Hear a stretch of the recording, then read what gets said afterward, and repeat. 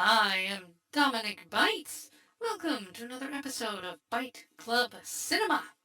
So, for the second time this week, this is kind of a new experiment where I am trying solo Byte Club cinemas, kind of late at night, like if I'm having trouble sleeping. I'll just pop this on and watch something I've been meaning to watch, but make content out of it by watching it with you, doing commentary. So last time it was the Reincarnated as a Slime movie and three OVAs, and God, those OVAs were terrible. I did finally start watching season 3 of Reincarnated as a Slime. The first episode was pretty good. Focused on Diablo, what he was doing over the kingdom. That plotline got resolved a lot quicker than I thought. Like, I thought that was going to be like a long string of intrigue and back and forth, and no, it just gets resolved really quick because Diablo is just that powerful, which a little anticlimactic, but okay. So today, we're going to watch the Odd Taxi movie in the woods. Now, for those who don't remember, Odd Taxi came out, I think it was 21, 22. It was a bumper crop for anime that year, and Odd Taxi stood out. It was excellent. It was wonderful. Like, it's the first episode is very slow, and and you're not sure what to make of it. And then the second episode hits, and you're like, oh, this is really good. Oh, this is actually really good. The main character is a grumpy cab driver, and he takes the form of a walrus. And you actually find out in the show, like everyone looks like animals in the show, so everyone thought it was like it's a furry anime. Well, no, the fact that everyone looks like animals is actually a major plot point. Now, the reason I'm doing this solo, Diesel has not watched Odd Taxi, so he could not watch the movie with me. Um, I've been wanting to watch. Um, let's see. Hello, Abed. Chat, I'm White Wally hitting the gritty. The gritty is a dance. Hitting the gritty. Um, Sweet summer child. Yeah, you're hitting the gritty. Uh, I'm right rally hitting the gritty. Okay, sure. I have never hit the gritty. I have no intention of hitting the gritty. The gritty can stay over there, and I will stay over here. There you go. Now, but again, going back to the show. So, Odd Taxi, standout show, highly recommended. If you never got around to it, I do recommend it. It's a very quirky slice of life, intertwining plot kind of story, and builds and builds and builds. Payoff could have been better. The conclusion was a little strange, but then the movie came out. And so I believe this movie is a sequel or a conclusion to the first series. So this should wrap up some of the loose ends, maybe give us some more payoff and explanation.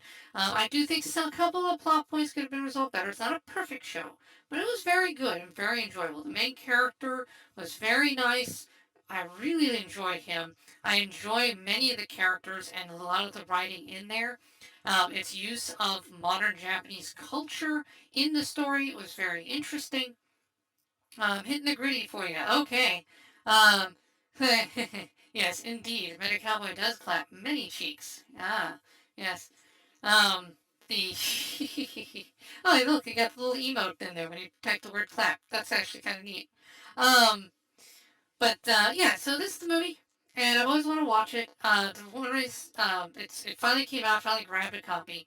The other thing that's prompted me to watch it now is unexpectedly there is a follow-up to Odd Taxi coming. It's currently airing. It's called Route to Odd Taxi, or Route of Odd Taxi, or Route, and I want to watch it, but I want to watch the movie first because it is apparently a sequel series to the anime.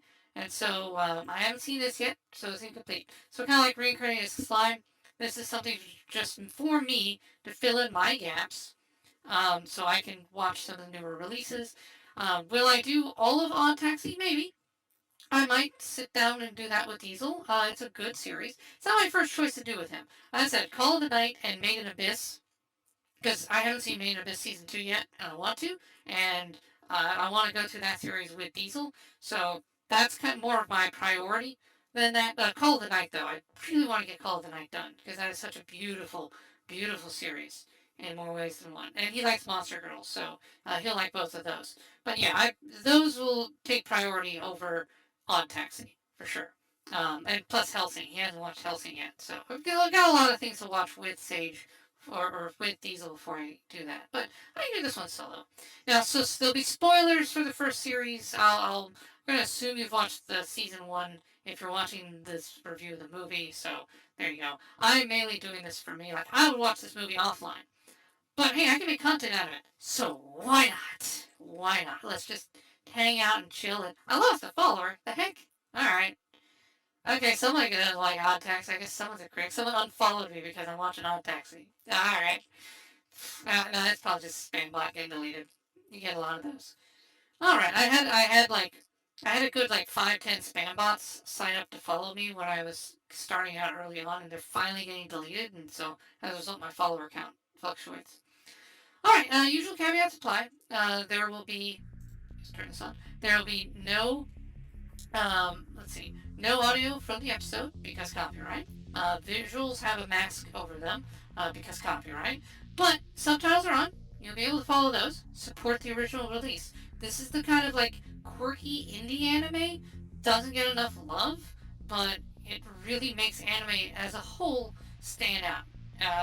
This is the kind of thing that you would see this made in anime. You would never see a cartoon like this made in America, especially these days. It's too risky. Like, no one would greenlight this in an American studio. Only anime could give us a story like this. And it's for the best. We are better for having stories like this.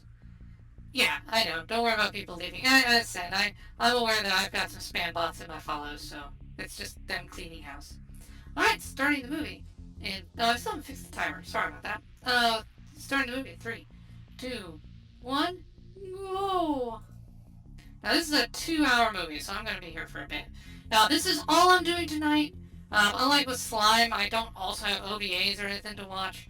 I'm not also going to do Route of Odd Taxi week to week. I'm going to be getting real busy here soon. That's another motive, too, is I'm trying to knock this stuff out because I don't know how much time I'm going to have to devote to streaming once my work changes in a couple weeks, or actually next week. So, but I just want to knock these things out while I still have a little time. I will try to also find time to get to the Ruby GLA movies, JLM movies, because I haven't seen them yet. That'd be good content.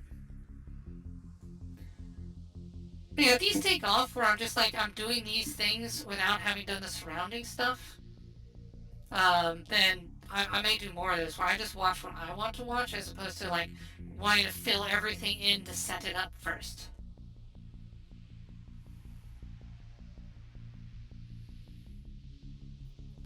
Now, the thing is, I don't know if this movie is a sequel to Odd Taxi, or if it is, or if this is the TV show summary. So this could just be the TV show in movie form, which would be interesting.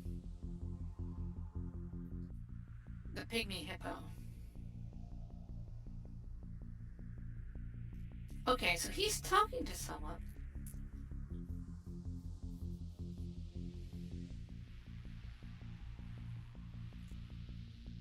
It seems, okay, I believe this is the taxi driver. So this is the taxi driver delivering a summary to somebody.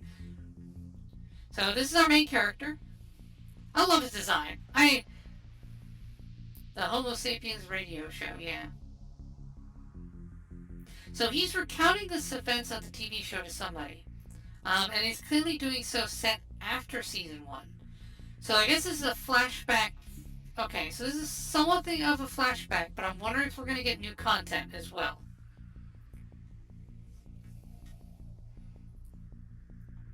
Yeah, they have a number of themes. One thing I like about it is there's a number of themes and commentary on modern society in here. So you have addiction to phone. You have this guy who's chasing a viral hit, compared with another guy who is so addicted to games it ruins his life and drives him to literally be a murderer. So, and then you have an idol group where they're chasing fame and it leads to murder.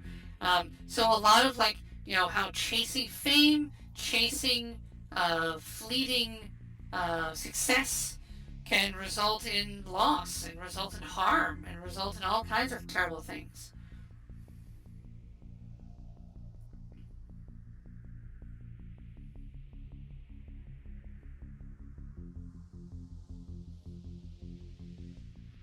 Yep, he took a taxi on a whim. Yeah, now we see him. Right. Okay. So they're recapping the events of the TV show here. You're seeing small snippets, but it's reframing it because it's telling you what they were thinking and why they did what they did. We never, by the way, we never had this in the TV show. So this is adding material to the TV show. That's actually kind of cool. Likes and followers represent a person's worth. There you go. So that's you see the criticism there.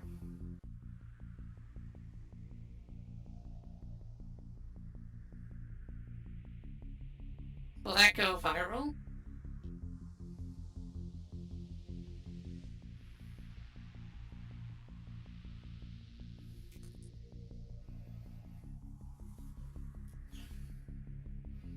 Yeah.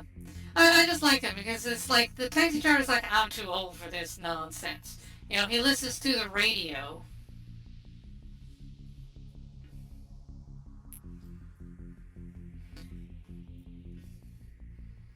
Also, the animal designs are all very distinct. You know, they're all the character designs.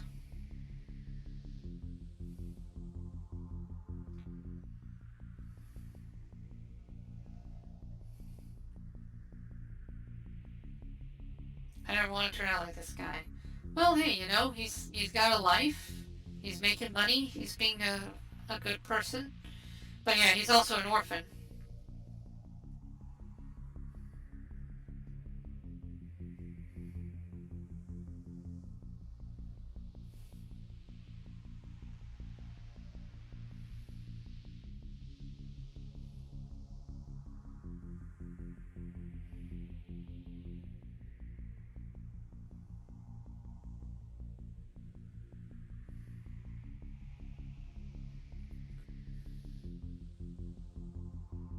His thing went viral.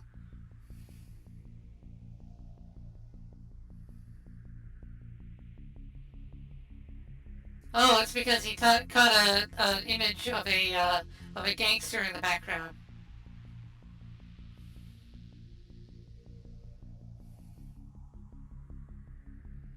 Right.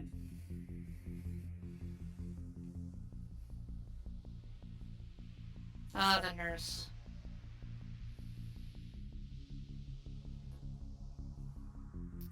So this is interesting. So someone's doing an investigation.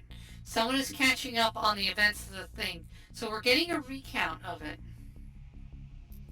Right. Missing girl, that's very important, as you can guess. Now, I like. So the low key romance between the taxi driver, Otokawa, and the nurse, I thought very understated. And it's like he's very clearly attracted to her, and then like I forgot exactly what she does, but he decides like no, this isn't gonna work. You're not as good as I thought. And so he cuts it off, you know, which is like you would expect it to be because you would expect it to be to jump at chance because she expresses interest in him. He's the one who turns her down essentially. Although I don't know if he ever reconsiders that. A Don Raku eraser.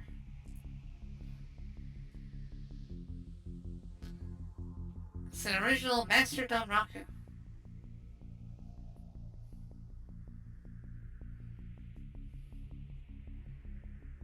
Ah. Oh, okay.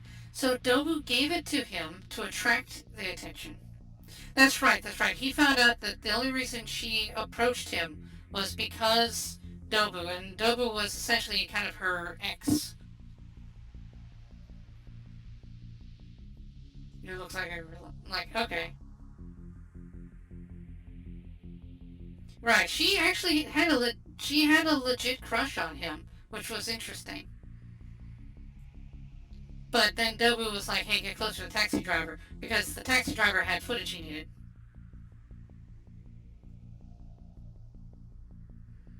Yeah, so for the nurse, the nurse saw him as a chance to get away from Dobu. It was like, "Hey, you're a decent guy who isn't going to be like abusive like he is," and so you have a younger, pretty nurse interested in a middle-aged, overweight taxi driver guy for a very plausible reason, and it's a very subtle and understated romance, and he doesn't want to be used like that though. That's why he turns her down.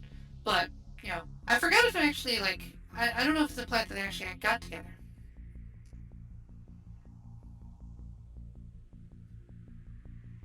Alright, that's one of the cops. But I like this. They're filling out the character motivations. The dashcam data was valuable.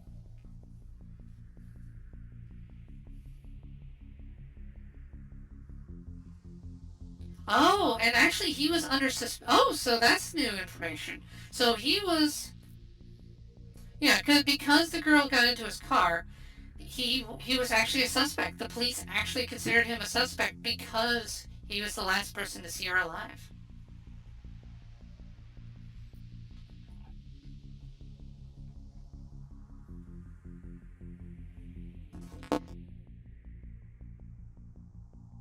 Yeah. Now we know the cop is corrupt too. Yeah, as you can tell. So one of the brothers is corrupt.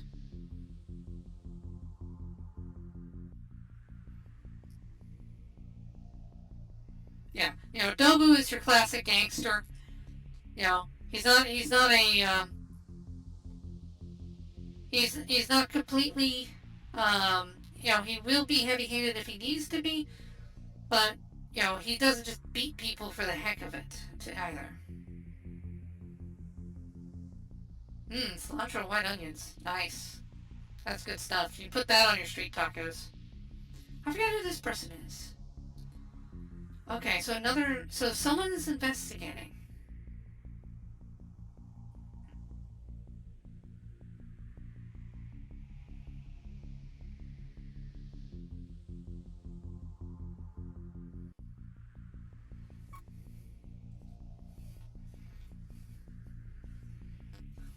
Yeah, see, like, he'll beat these guys, but that's because they attacked him. That's why he's beating them.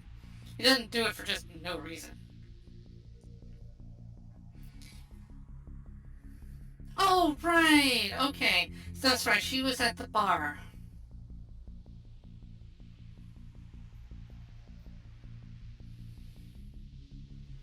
Right. Then you have this friend here. Hates people sarcastic. Yeah, I understand that.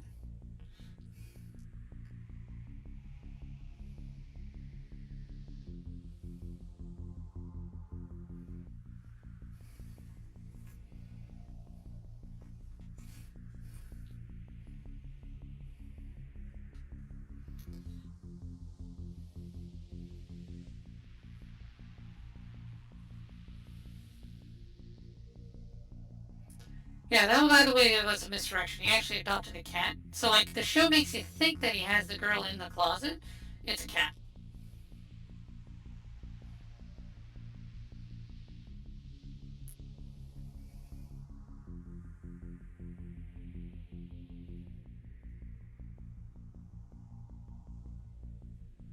You're the only alpaca. That was that was that was the thing, is because he had a crush on her.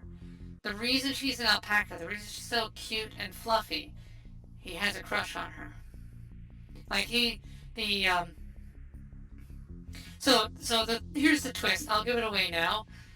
So these people aren't actually animals. These are humans. The trick is Otakawa has a mental illness or a mental condition. He sees everyone, including himself, as animals. So we're seeing the world as he sees it. He sees himself as a walrus. He sees her as an alpaca. So what animal he sees them as reflects the personality that they have to him. Um, yeah, he's 41. She's a nurse, but he has a crush on her. That's why she's so much prettier than everybody else. This is my chance.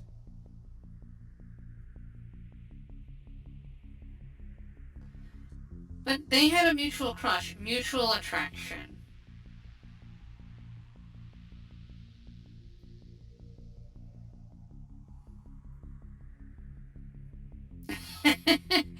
Do you have a picture of the guy you like? Yeah. Here you go. Now that is a way to hit on someone.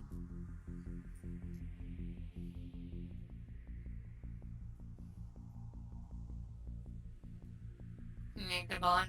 Well, yeah, you wanted the best for your bro.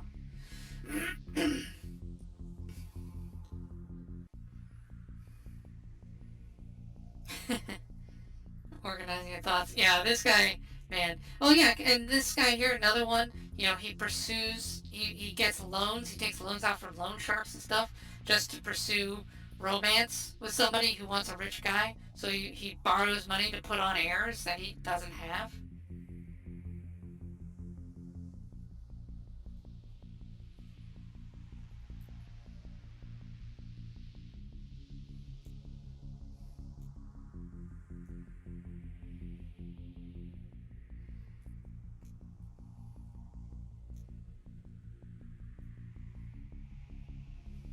Yeah. So he increases his income to earn more female attention, which he lies about it.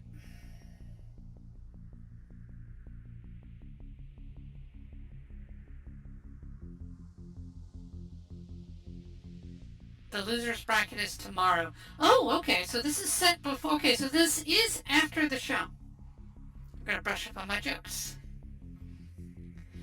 This is another one too. Is they also have it contrasted with the old. It's like he is the old school. He's the old school comedian. He believes in hard work and stuff. But his partner, on the other hand, despite being not as good as him, um, because he's younger and a little more savvy, he gets ahead. Despite not being really talented, because he has looks, whereas this guy doesn't. So the other guy gets ahead because of looks, whereas the one who really is the funny one is left behind.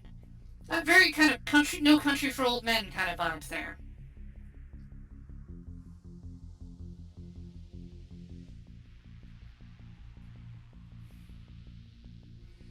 Yep, and we got a little bit of tie into the idol culture.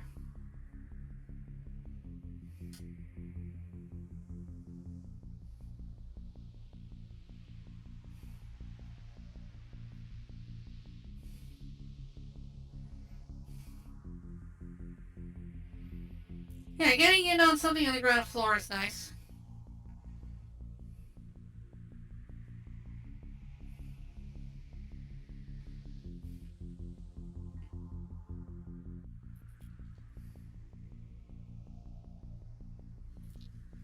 Yeah, I mean, so I will say I'm not huge into idols. I think the closest thing I got to idol culture was Spice Girls in the '90s. That was about it.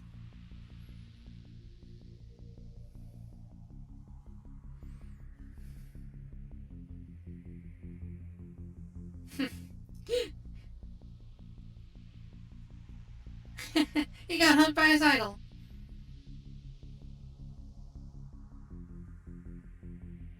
Yeah, yeah. But the thing is, and no, this is another one of the twists. The one of the other twists here is the reason they're wearing masks is one of them is not the same. He saw the original three, but so Imai saw the original three, Dominic but one of Bytes, them have you changed. considered drinking lava? And not just in Minecraft? Oh, liquid cooling. Well, coming right up. Hey, Panda. Thanks for stopping by. I'm watching the Odd Taxi movie here. It's really good. This is such better storytelling than reincarnated as a slime. Like it's next level.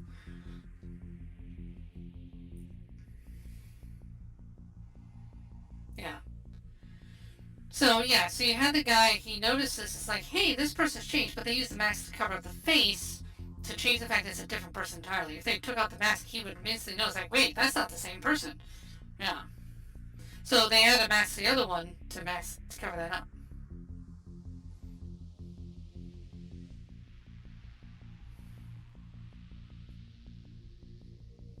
Yeah. So Utakawa gave him numbers. He bought a lottery ticket and he struck it rich.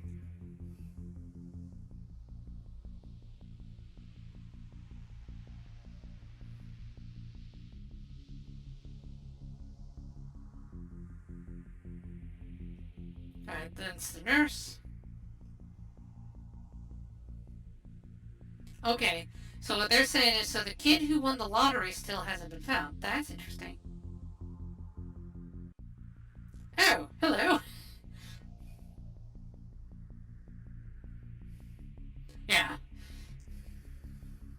Oh, okay, they are interviewing. So Dobu is not in jail.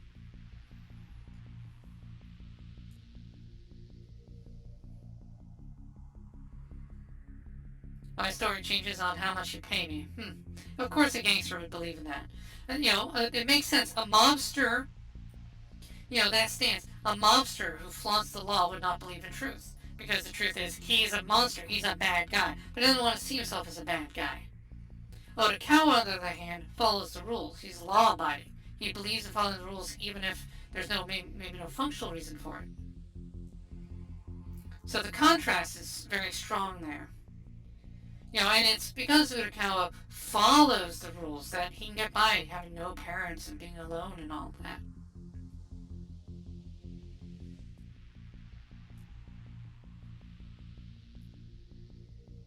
Yeah, I'm not gonna lie to you. Yeah.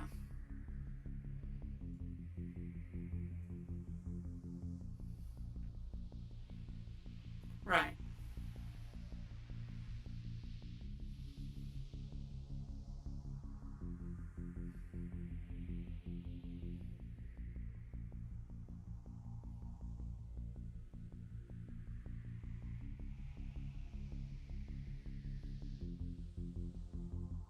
Yeah. And that's the thing. Like when Dobu says, "I will kill you if you don't," he means it. And Otakawa's like, "Yep, I believe you. I believe that you'll kill me." But he's not gonna hurt Otakawa just out of course. He'll threaten it. But if he does, he'll follow through on it. But he's not gonna kill him if he follows the rules. That's how he works. Yeah, thanks for the redeem, Panda. Hope you're doing well.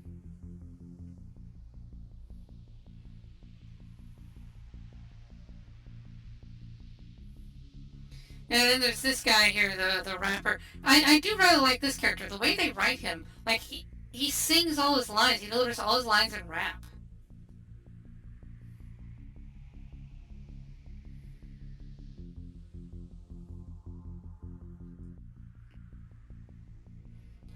It's less that he's smart, more out to kill me.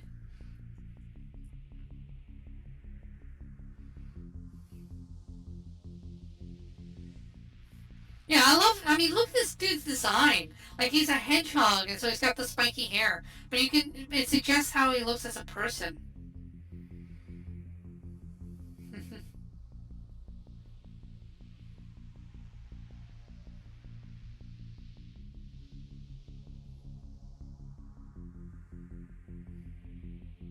Or the police, the me, and the culprit. So the fact that Yana knew was important meant...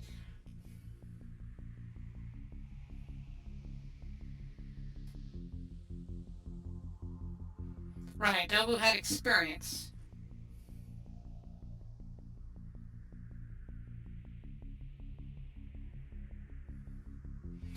Right, so Dobu... So...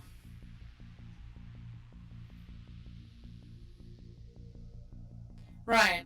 So the reason he put Shirakawa forward, Dobu did, was so that he would then have leverage over Otakawa. Because also he was vaguely aware of the attraction there. Yeah, having Shirakawa in there gave leverage.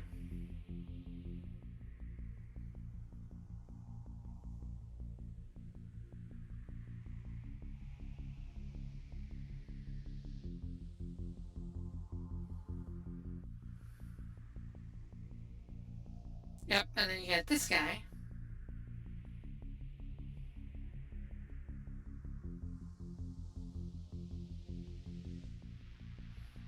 Right. Oh, right, yeah, Dobu was paying for her nurse and stuff like that. That's right, the way she was paying her way through school and stuff was, I think, Dobu.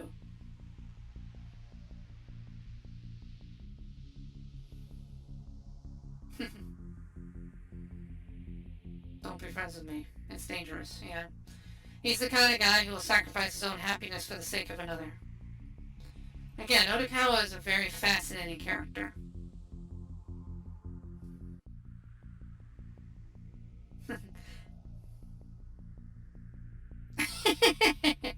Now, Kaporia is an actual fighting move. You know, people who are fans of Black Lagoon will know that one of the maids uses that.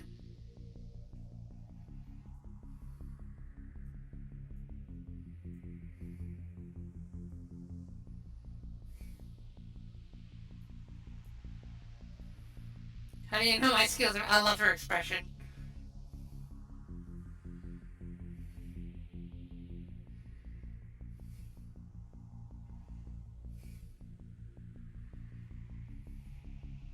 What does makeshift even mean?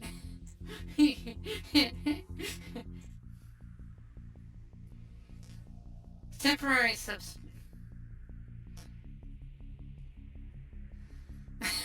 You got to subs for the same reason twice. I love their back and forth. Stop dancing at me! See what I mean? They're adorable! They're absolutely adorable. Oh my goodness, these two. Oh, I ship them. Because I want him to be happy. And she would be a good partner. Because, she's young, but she wants something better, and she recognizes that he is better. She gains someone who's mature and stable and steady. He's not the most handsome, but he'll be caring. He'll live for her. And that's what she wants. She wants someone who's going to care about her and devote and be loyal.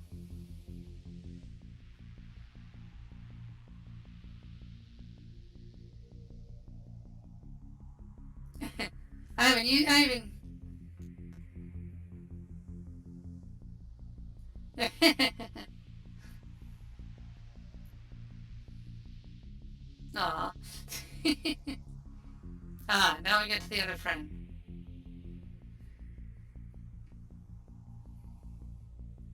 So then we see, we have the nurse and her hope for the future, which is stability and someone who cares about her, as opposed to Dobu, who just uses her. She just wants something real. Reality.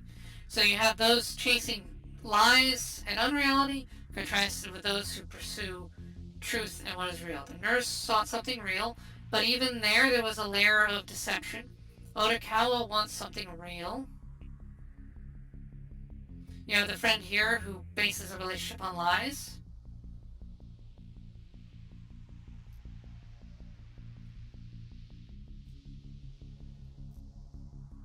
Yeah, this guy.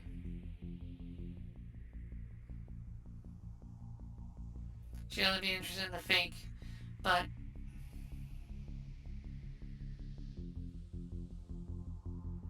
yeah, so all he did was... he just wanted a fleeting moment. But she ended up...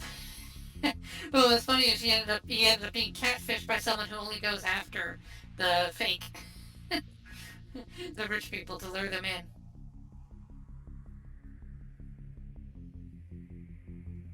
The eraser collecting, alright.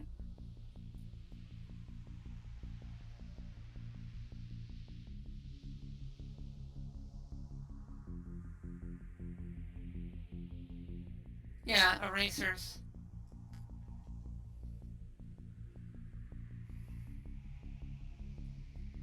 Stationary import. I mean, I can see eraser collecting being a thing.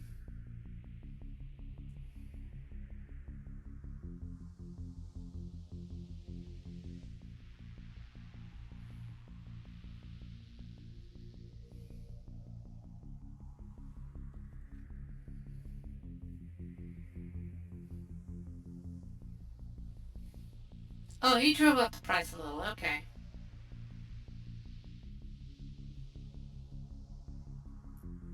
100,000 yen. Yeah, so that's $1,000.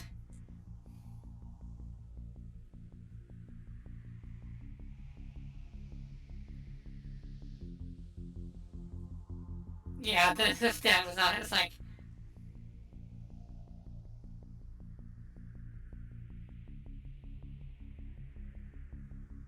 yeah, it's like, how dare you charge $100,000? But...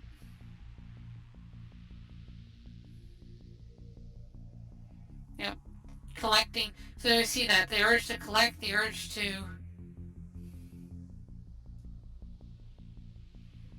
yeah. The urge to collect, the urge to gamble, the urge for a payoff.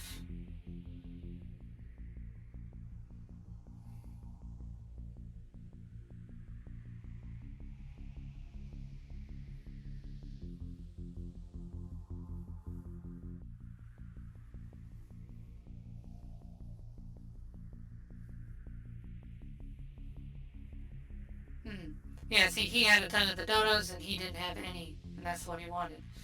And that's what broke him. He found the gun, and he found Dobu's gun.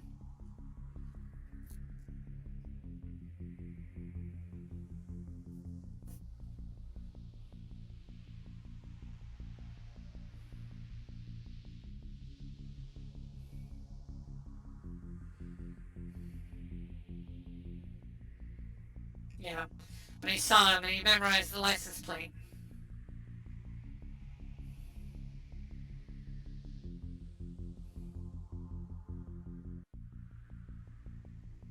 Yeah, and that's when the killing started. Oh no.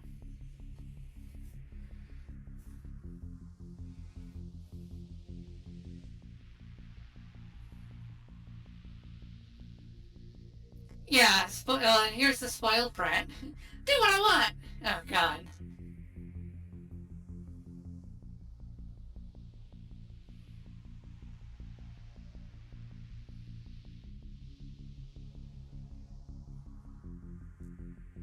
Yeah, keep granting. Yeah, see, yeah. So by the way, that is a terrible way to live. Like, do not just give in to impulses. That leads to misery and poverty. Bad stuff. Just really, really bad stuff. All right. Thinking, planning, reasoning. That is man's true faculty. Becoming, oh god, yeah, becoming a creature that does not resist impulses to basically become a beast. But that explains a lot about her. That's another thing I like about it. Each of the characters has a distinct personality, behaves consistently with it, and the results that happen are logical from that. And with such a varied and wide cast, that's genuinely hard to do. It's hard to balance as many characters they've gotten here. A lot of stories struggle to do it with just two or three people. Now, this one does it with like a cast of dozens. Like this has such a huge cast, as you can already see.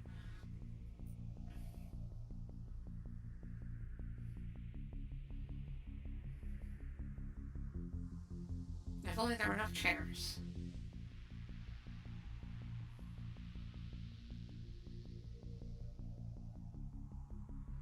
Yeah, basically what you've heard her say is like, well, I just do what I want on the small stuff, so I can do what I want on the big stuff. It's like,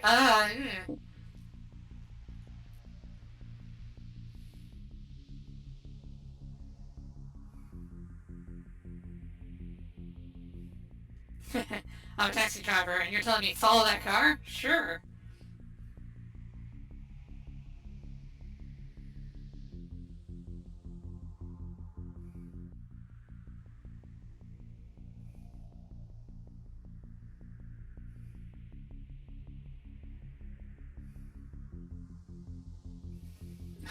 Would have made more money if I got an actual job.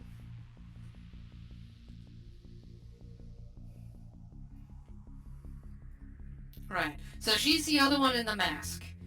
But they use her. Um, yeah, and I think she's the one they used to. Yeah, that's right. She's the one they used to catfish.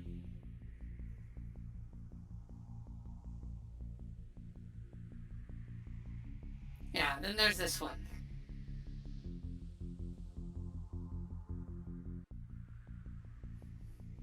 Yeah, and then yeah, the leader is she's the slave driver. She's the I'm going to be the best. I will stand upon your corpses.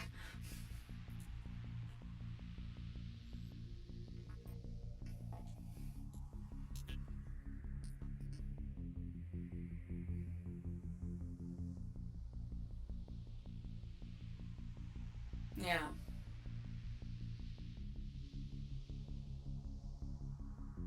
Hmm. Yeah. Yeah. Now the question is why it was her relationship with him. Like, did she see any charm in that dude or no? That one we never know. And we know she approached him only because rich guy and catfishing.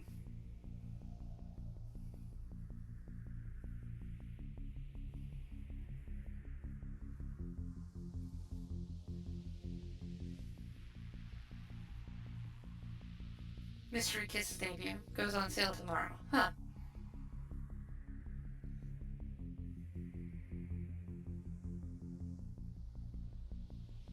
It's been canceled. What do you mean?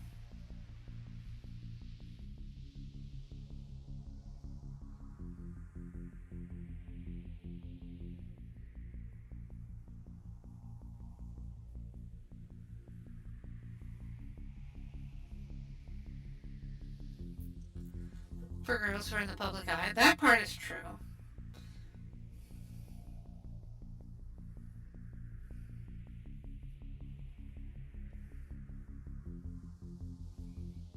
I once drove a girl there.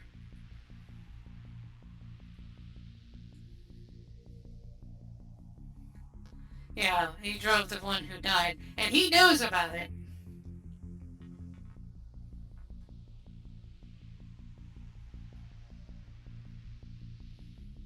Yeah, except that's false. See, this is the part Otokawa is lying, because you realize that this guy is lying.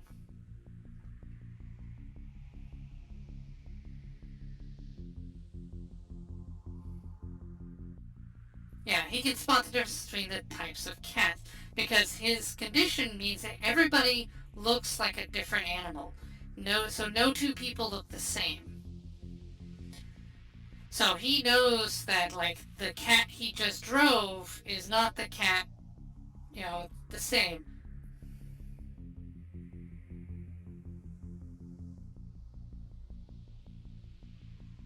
Yeah.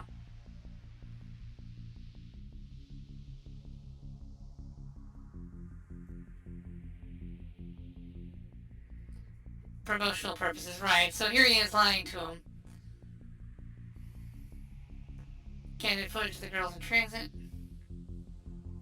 Right. I mean, that's cute. That's a nice cover, but yeah.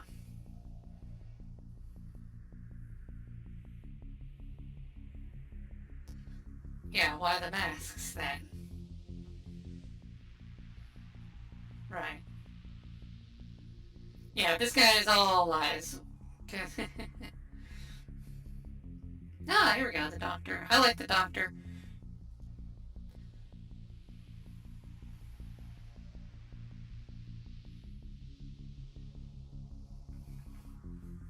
No, I really like the way it's presenting things. Because they're giving enough new things. They're explaining enough about these characters, and even though I know what happened, I already watched the show. This is adding enough new stuff through the character explorations to giving us some internal monologue that we were not privy to, because we didn't know this stuff. Most of it was told from Otokawa's perspective. Most of it.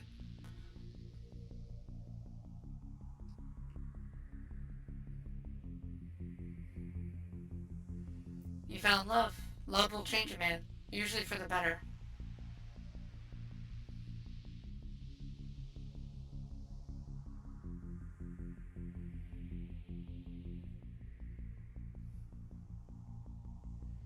His emotions show on his face.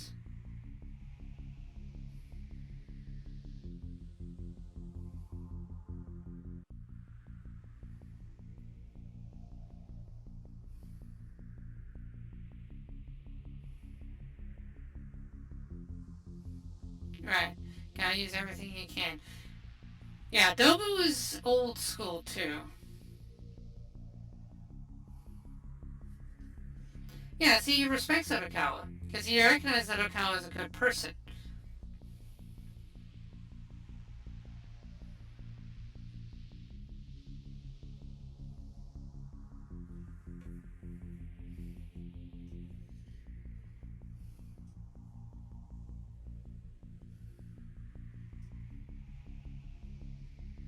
Yeah, that was his gun. Yeah, he put a gun in the ground and then the other guy dug it up.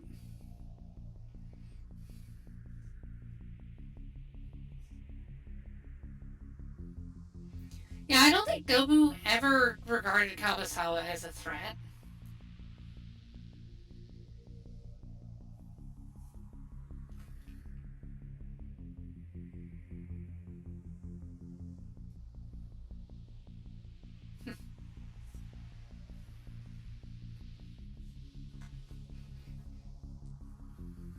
And what's neat too is though the show essentially it has this kind of old school mobster thing guy like this, facing like the new school of like viral videos and all that stuff and idol culture. So you have old and new together. You know, the old comedy and old style Taxi Driver. I mean, because Otokawa would be at home in like the 50s and 60s.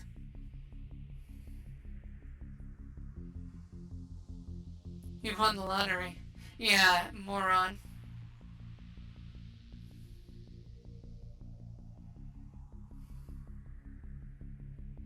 After all, a comedian. Of course I think it's funny. So a moron posts that he won the lottery and says he's going to spend it on an idol group. Yeah, I'm a comedian. Of course I think that's funny. The joke wrote itself. Yeah, he hadn't even cashed the ticket. That's the real thing.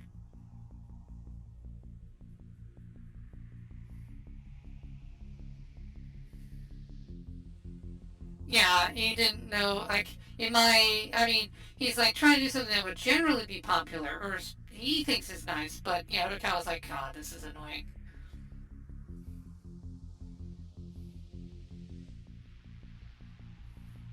And then Shirakawa,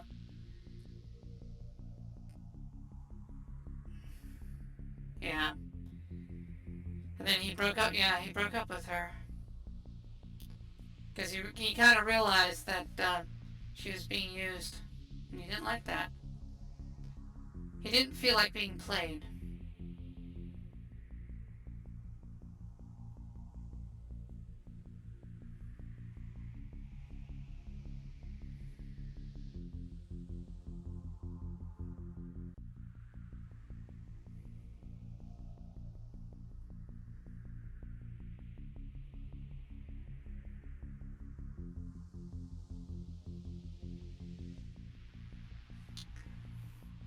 Yeah. Now this is cool. See, he knows that's a real gun. He knows that guy has shot people. And here he goes just walking up to him and be like, hey, you sure you want to do that? Hey, you sure about that? Slowing him down, saving lives, letting people get away. You know, he basically put himself on the front line to slow it down. That's a heroic moment for an old school comedian. It's really cool. That was a really cool character moment for him. He almost died, but he didn't.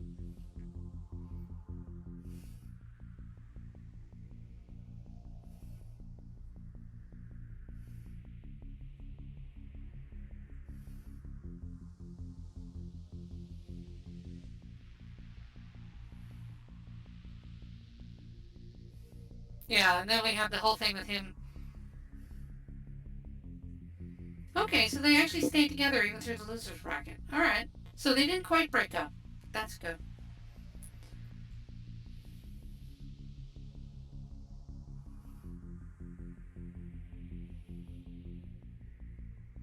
Right. She told him.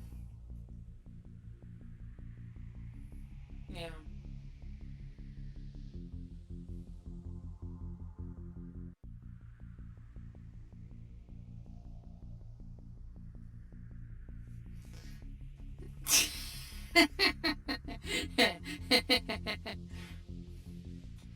Then come on in. Fine.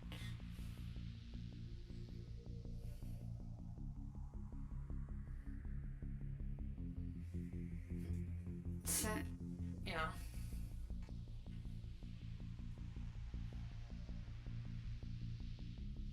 Yeah. Otokawa. So Otokawa is a reluctant main character here.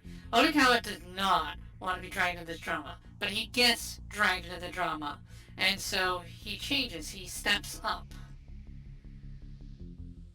and she does love him. That's the thing. She really did love him. And he's like, I can't accept that because I can't.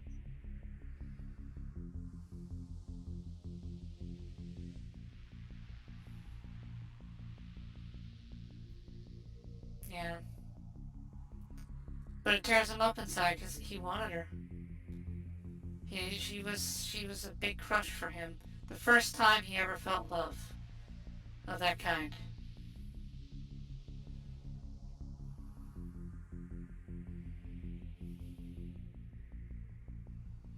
Now the thing is, we don't really know how old Dobu is. Like Dobu's portrayed as like an older gangster type, so I don't know if he's older than Otokawa or not. Alright. Night night. Night night, Matty Cowboy. Yeah, this is a nice, this is a very chill kind of movie, as you can tell. Like, despite the guns and stuff, like this.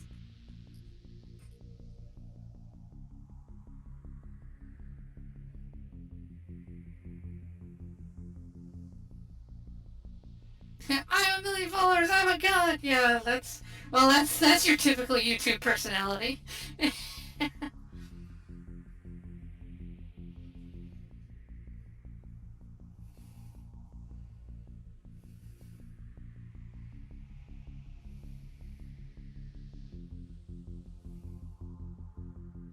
Yeah,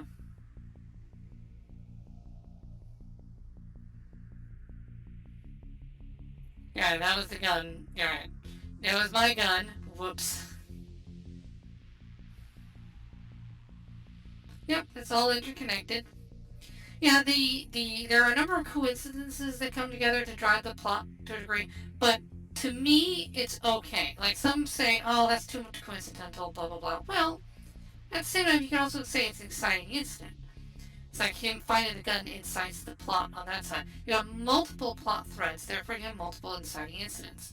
It's also genre, it's fine. Like, this is a very weird, quirky kind of thing.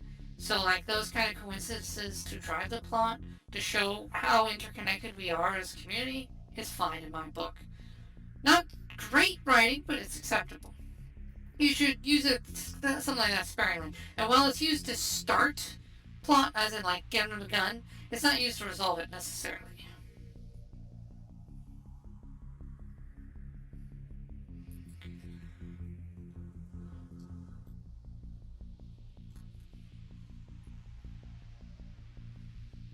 Mm-hmm.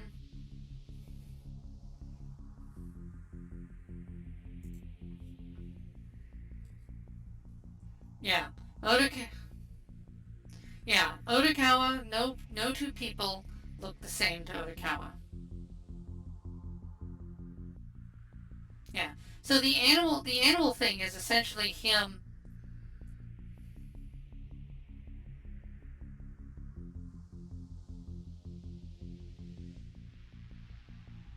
yeah, running ads, sorry.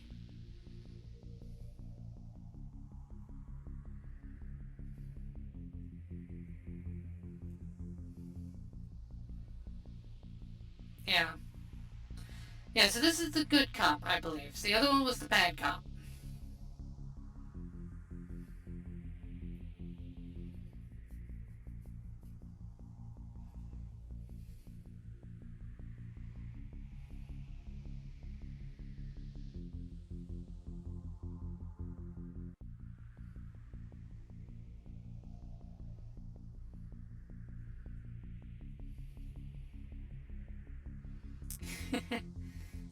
Don't you have the Narma girl in there? No.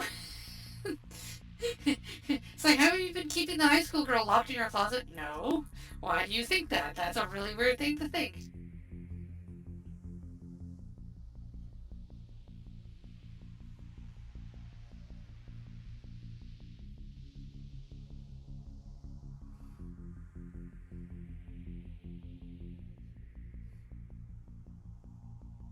Yeah. The brother the brother doesn't want to think his brother is fake and lying to him. Yep, one twin good, one twin bad.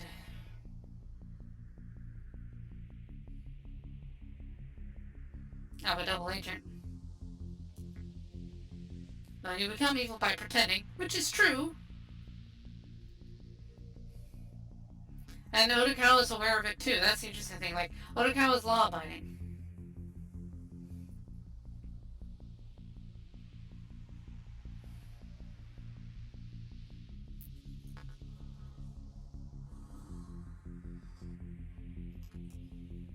Yeah. Sordid love story, indeed.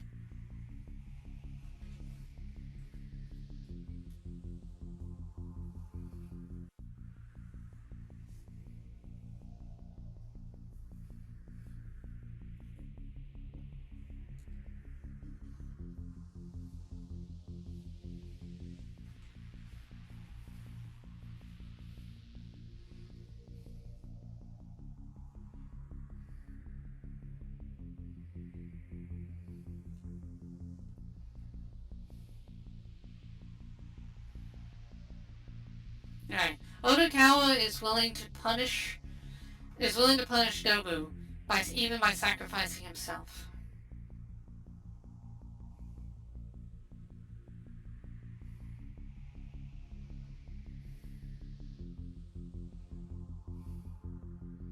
Yeah. So what's cool, by the way, so in the show, it's not really coming out in the movie, but in the show, you are led to believe that at first that the girl is in the closet. Like from the first episode through many of them, you think that the girl is in the closet, that she's alive and she is staying in Odokawa's closet, hiding. But it turns and then they twist it and be like, nope. Yeah, and it's like, nope, that wasn't true. We misdirected you, because that's the girl right there.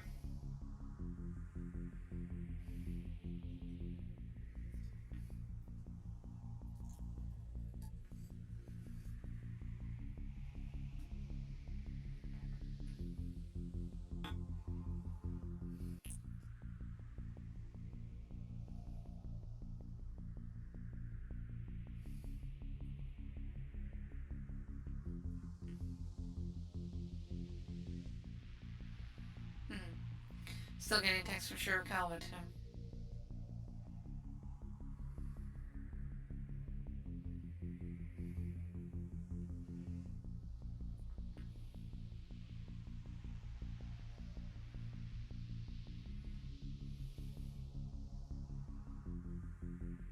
Yeah, and he's got people looking for Mr. Skull Mask.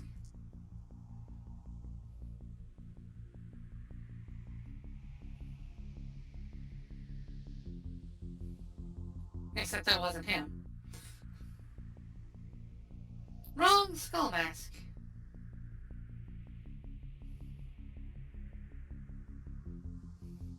Right, he's not one for casual.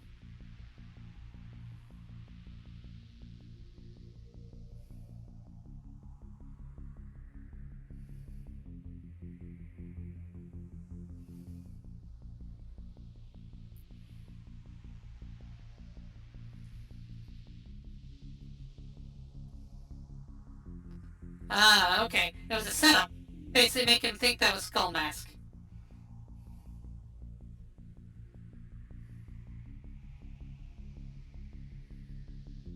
Yeah, there are people dressed in the Skull Mask imitating the shooter. Because of course people would do that.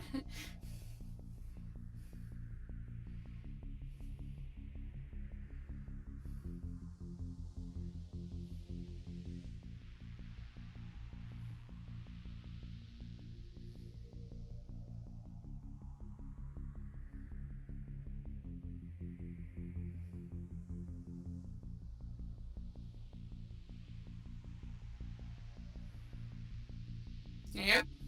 So like, now we're going to extract your money. Oh, I don't have any. What?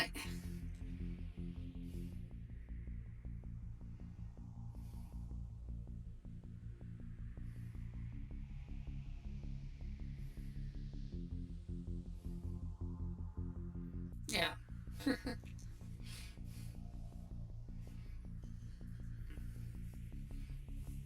Yeah, as far as I don't think anyone died in there. Now, I'm real curious to see if we get an interview with the shooter here. Because he obviously got arrested. I don't think he's dead, though.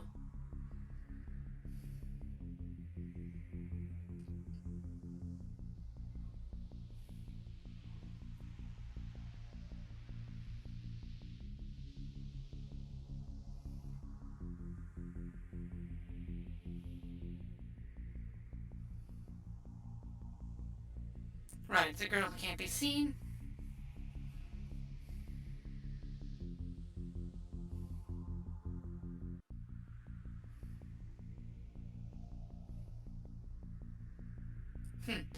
Right, we'll settle for $1 billion.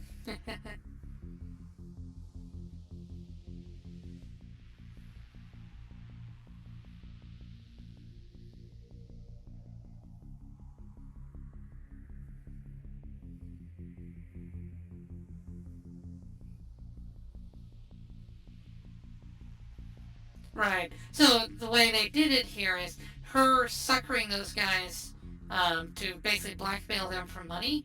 That's how they funded their company. So they were working with the mob to collect money from businessmen using the idols to sucker them in. So basically you have the idol side, but then you have the dark half where the idols are essentially catfish luring rich men in that the mob then shakes down for cash and fuels the business.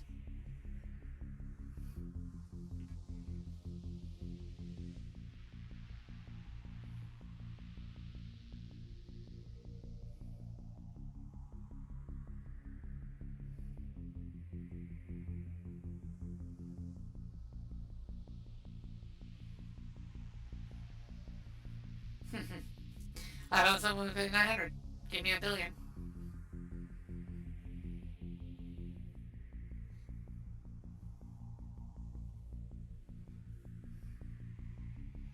Alright, how do I do this?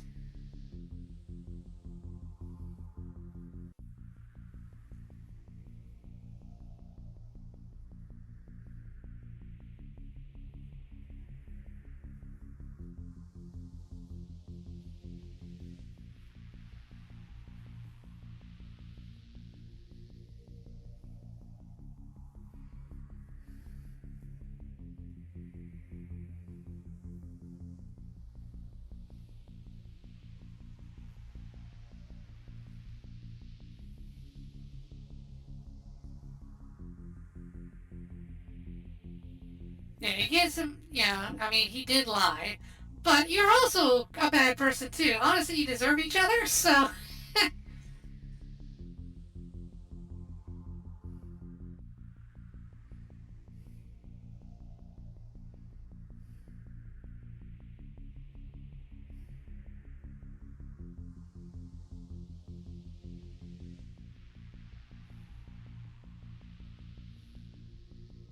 Hmm.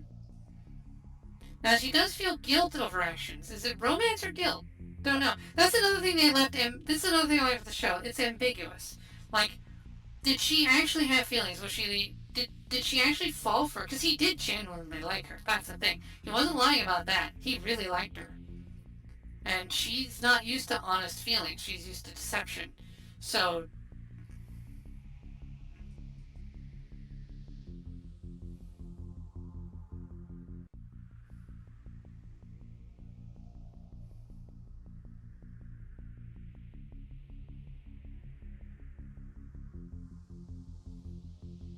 we're gonna rob a bank. How?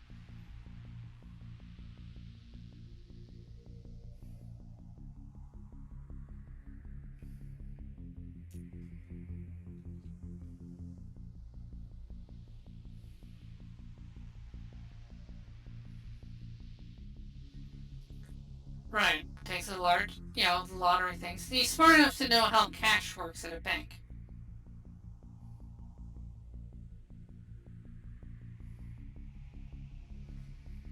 Yeah, and he has some ties because he's old, he's experienced, he knows this stuff.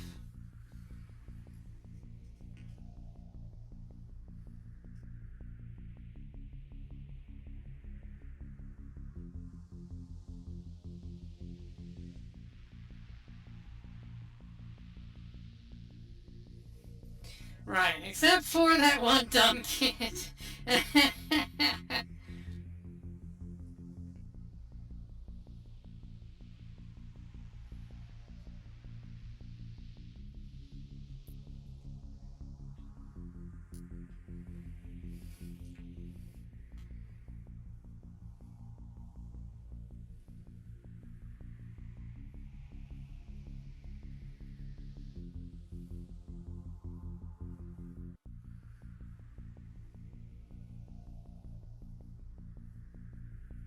Yeah, who is it? Yeah, he wants him to say it, because then he can play that audio for the brother.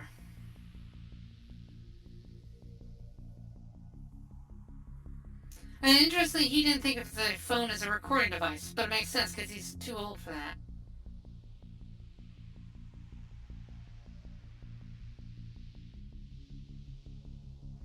Yeah, Odokawa didn't even think, or the Dobu didn't even think of the phone as a spy device because he's just, yeah, he's too, um, he's too ignorant. You didn't think of it in that sense. Now, what's the monkey doing?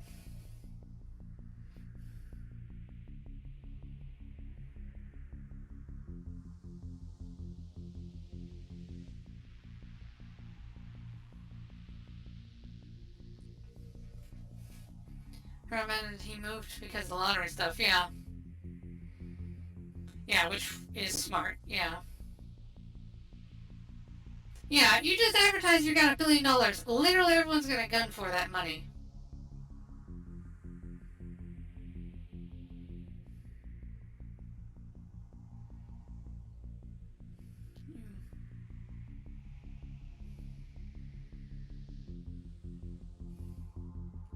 Oh, that's right. Yeah, because the comedian works at the cabaret. Right.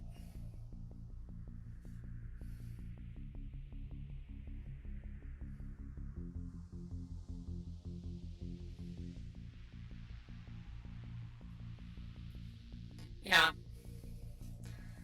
Yep. And that prompted him to realize that the girl that his friend is dating is the same one that he's been driving, is the same one in the group, is the same one tied to the missing girl. And then he's like, oh no, my friend is getting wrapped up in bad stuff.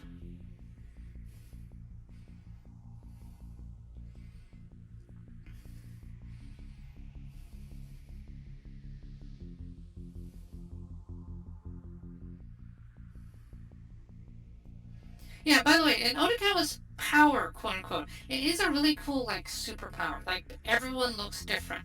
He can, like, everyone is unique to him, so he never mistakes a face. It even works on photos and things. Everyone just looks extremely distinct, and you can always tell two people apart. It's a really neat, subtle power, and the story uses it really well. And the way they choose to represent that by showing him seeing animals is neat.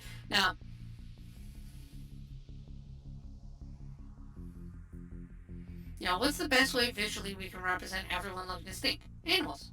There you go. I mean, that's pretty neat.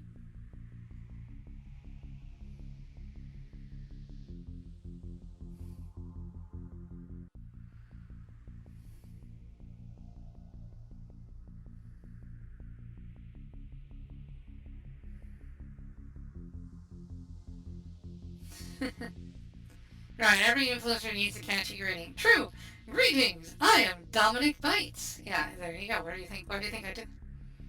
Why do you think I do that? I love that little background thing, like the dude. It's like, why are you being so loud?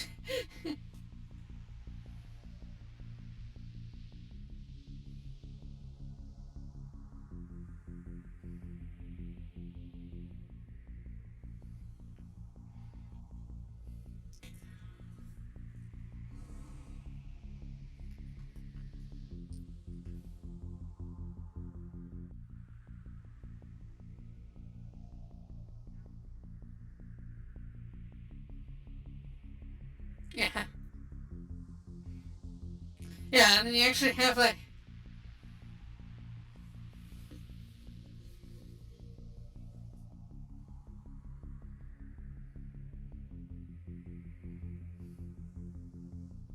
I was, is this still Japan?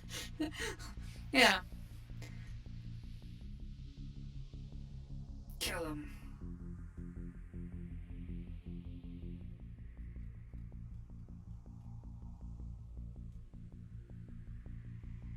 Yep. Playing chicken with him by accident. Whoops.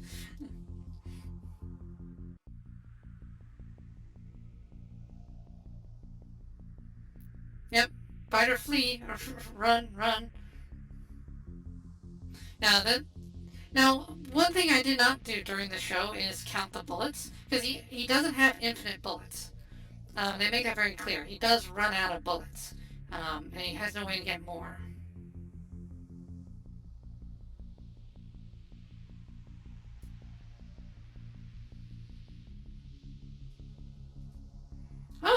See, that's new information. So the polar bear used to work under Dobu. Well, we didn't know that. That was not stated in the TV show. So yeah, that's there again. This movie is adding additional context to the TV show. While giving us a summary of key events, it is fleshing things out more, and I really appreciate it.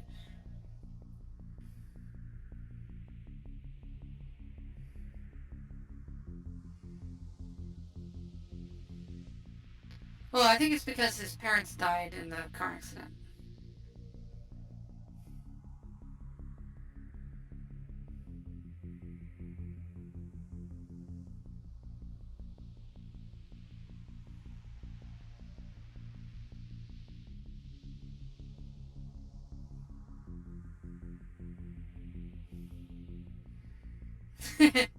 Now, here's what would be cool.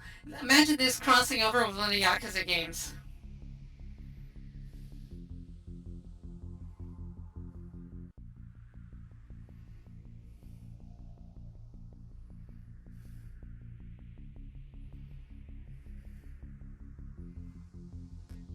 Yeah, see, that's kind of the Yakuza code there. You're not supposed to mess with civilians. As he said, civilians with honest jobs, yeah, you're not supposed to involve them. That's part of the Yakuza code.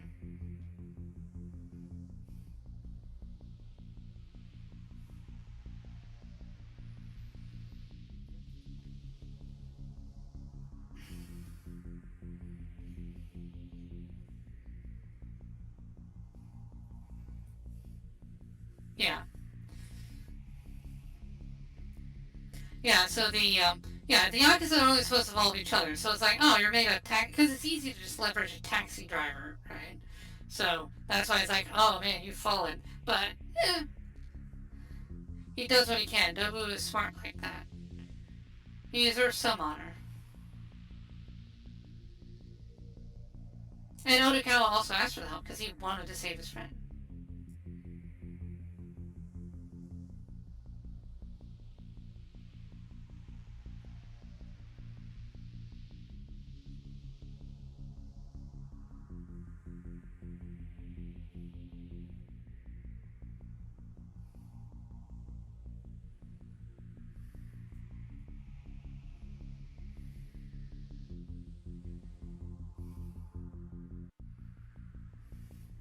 Yeah, but he's your friend. Odokawa is your friend, and he's going to continue being your friend. Doesn't matter how pathetic you are, Odokawa's got your back. See, this is another good thing trait here. Odokawa's a good friend. He does, his friend's in danger, and he does what he can to save him. And it doesn't matter, it's like, oh yeah, you did it, but he's not going to guilt trip him. He's going to rescue him. Because that's what a friend does. A friend is supposed to help others.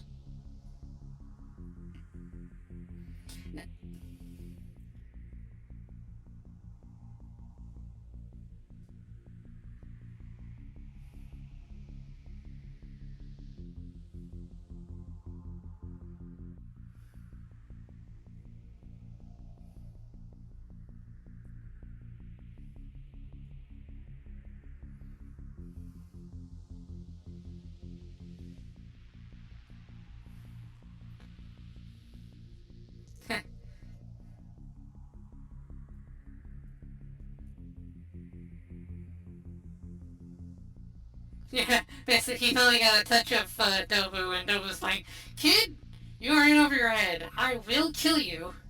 Stop. You are not Yakuza. Knock it off."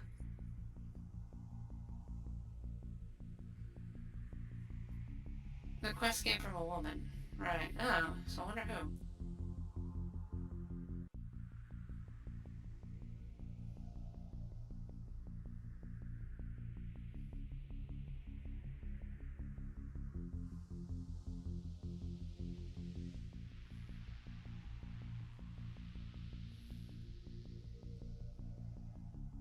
Yeah, okay, he lost everything. Well, I mean, he messed with the Yakuza, and the Yakuza took it back. Texas? What's that? Oops.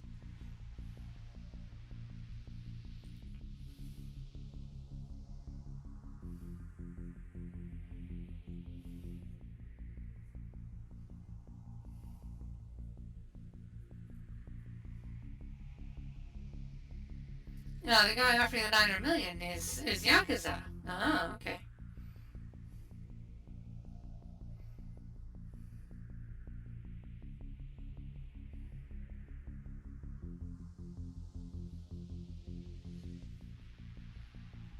Yeah, Badger Games. Badger Games. I was calling catfishing. Badger Games.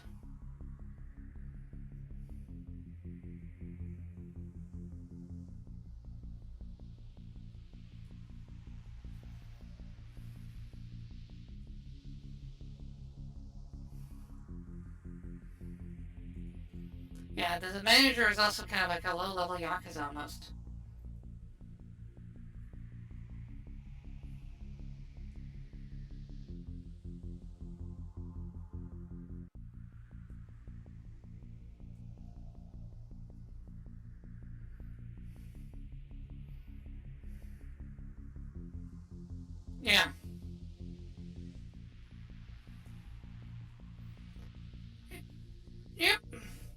And it's like that. This is something that, and Otakawa, of course, didn't see it coming because he didn't expect.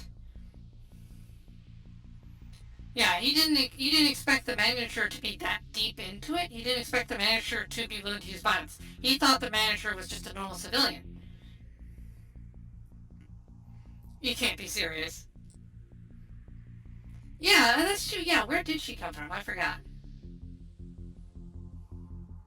Oh, probably Dobu, or she was following him.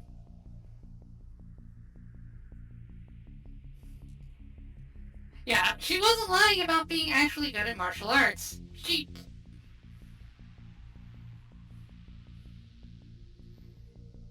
And he got his butt handed to him.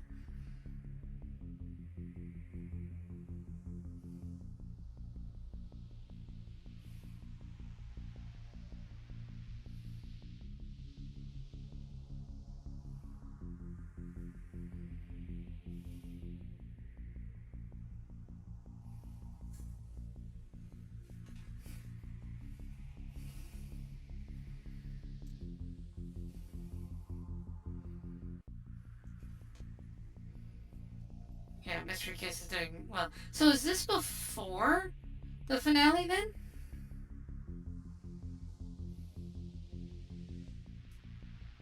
Thank you.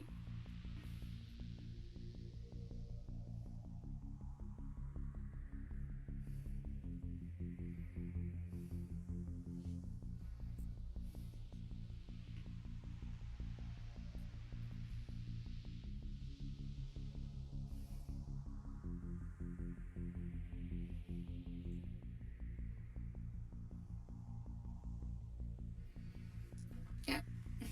Yep. 10.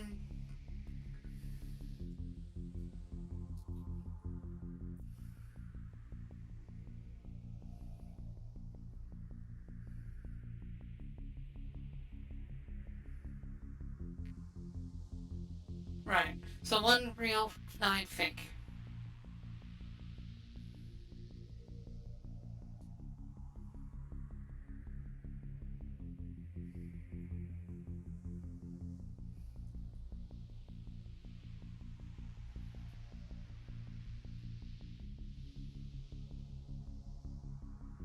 Right. So I'm gonna give them 100 million fake, and then I'm also gonna take the 1 real I gave them.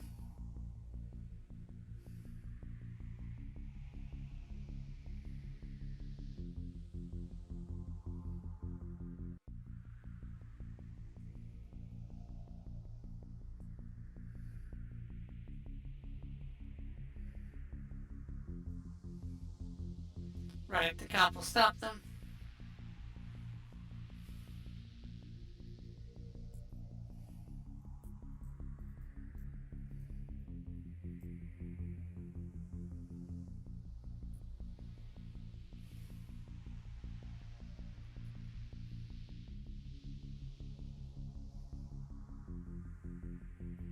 Right.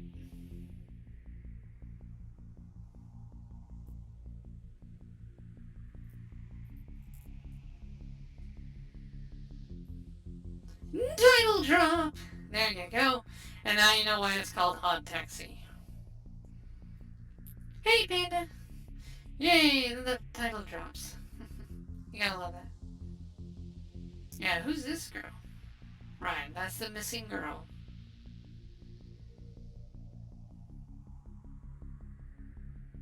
Boss's classmate's daughter. That's right. Reason, the reason it came up is because that's right. The missing girl, the the mob boss's daughter that was her classmate, and so the mob boss's daughter was friends with her. That's where it's like, hey, where'd my friend go? And that's why the mob boss got a little interested in what happened to that girl.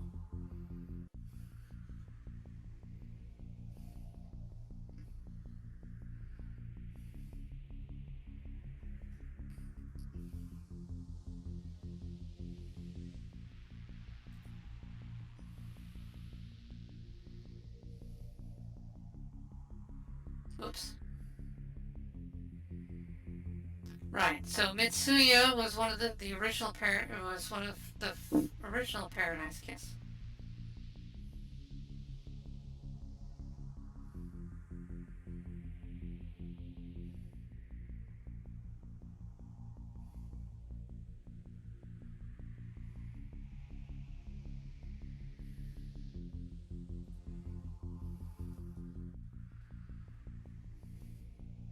Right, Mitsuya was there as part of the original three.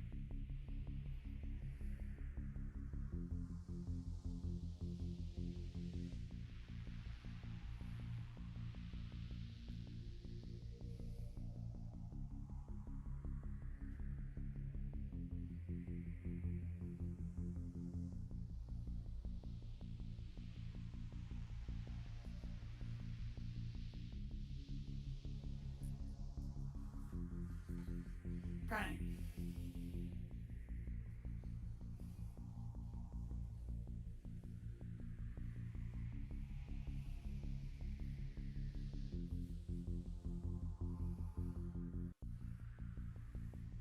Yeah, and she respects Nikaido. And that's the thing, like, Nikaido was jealous of her, but she respected Nikaido.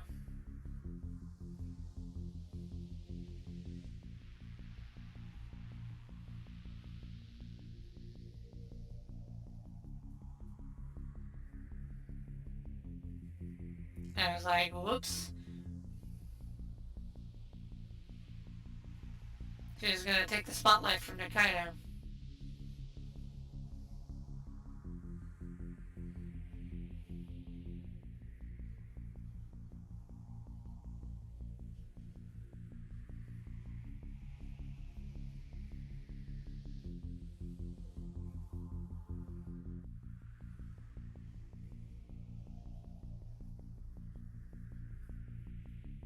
Right. She called.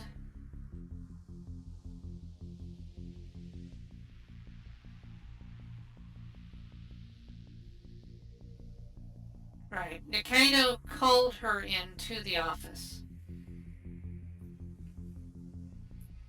But the thing is, by the time she showed up, and this is part of the unresolved thing. So Nikaido goes to meet with her. She's already dead. So Nikaido didn't kill her. She's already dead. The manager didn't kill her either. And the manager's like, oh geez, she's already dead. What do we do? You know, they disposed of the body, but they didn't kill her. So the question was, who actually killed her?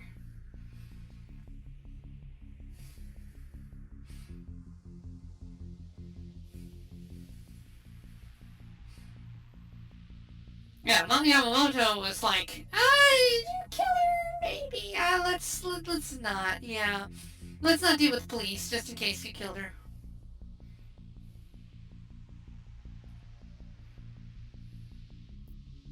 Right. Of course, he called the Yakuza to dispose of a body. Yeah.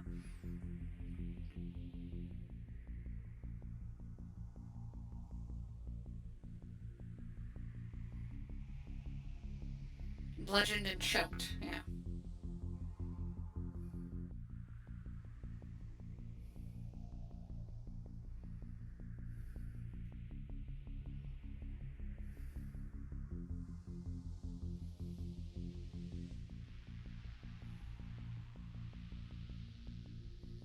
Yeah. Yeah. So they drove her away.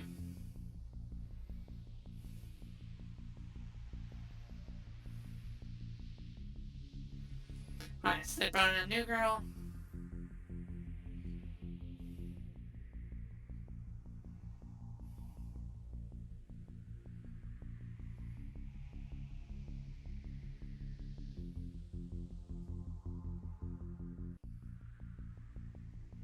Now, if I remember right, I think it's the new girl, this girl who did the killing.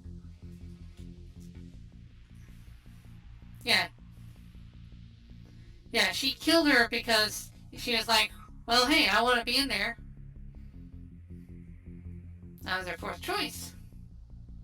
I was so close. And so my impulse said, killed third place.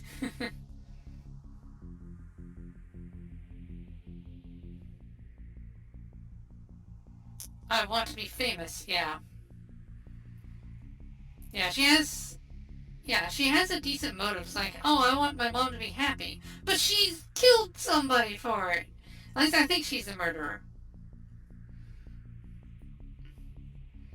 Yeah, She has a motive, and she has no, as we've established, no impulse control. She's like, oh, if you feel like doing a thing, do the thing. Well, I felt like killing her to take her place, so I killed her to take her place. Yeah, yeah. It kind of might be ruthless, but she's not that ruthless.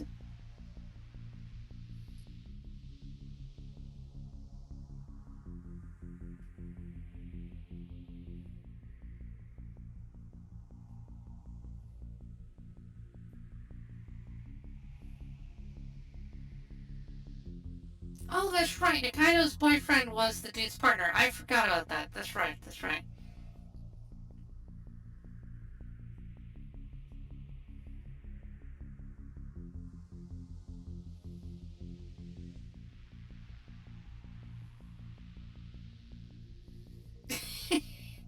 Baba. Yeah, here he is trying to cheer her up, and she's like, no, please, please, no. Ah, here we go. The investigators. Oh, these, okay.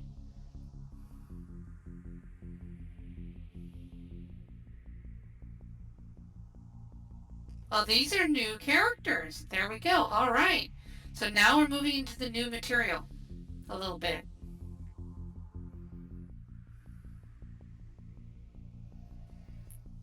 Okay, so all of that was found. So all of that was basically this whole thing was done the day before this.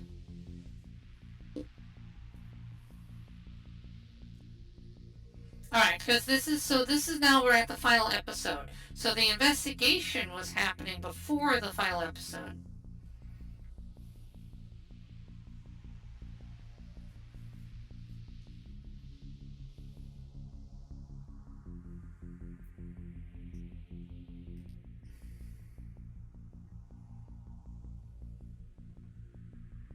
Oh, right. They moved.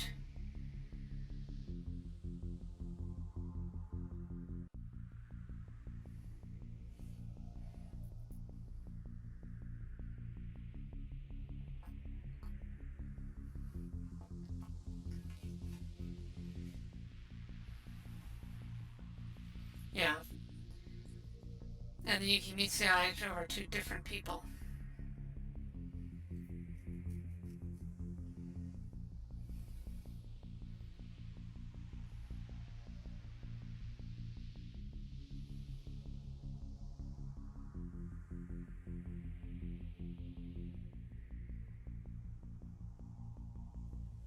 Oh, okay. Yeah, and the cool part here too, Otakao was also trying to like set things up so everyone got caught. But with Yamamoto out,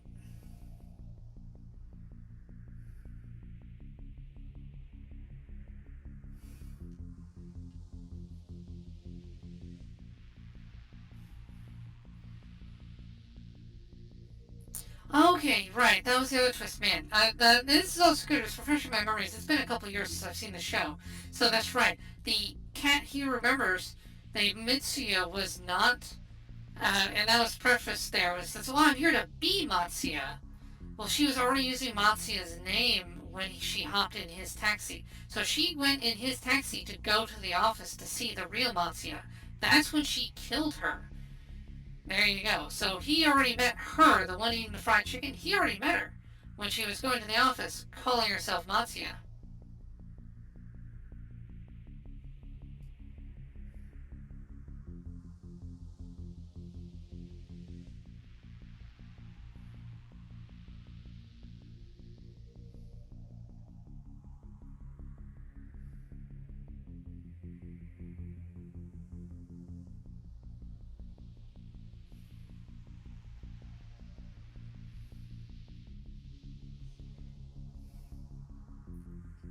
And that's her and the partner Babu.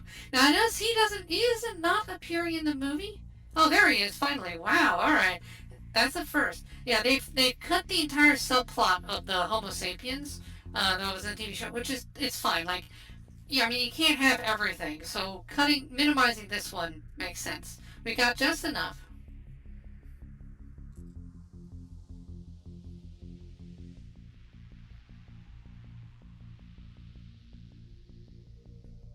Do you care about this?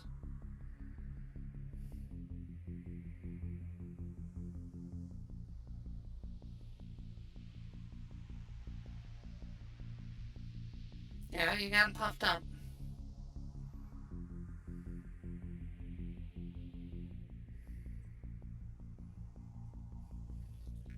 Yeah, well, that's the thing, like, they aren't funny.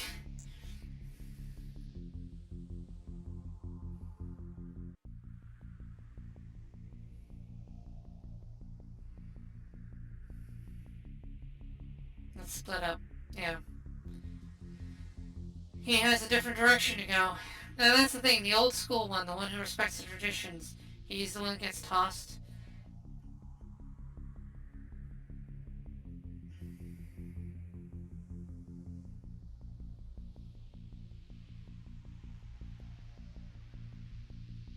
Yep. And that was Harikawa. His parents drove into the water by accident, and he escaped. That's why he didn't like the water.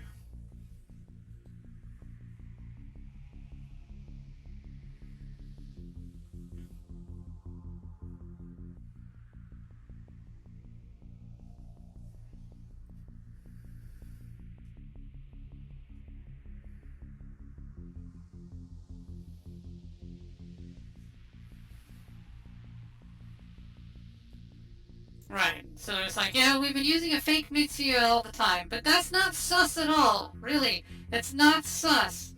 I repeat. We may have lied to you then, but yeah, no, it's all fine. It's all fine. We're good.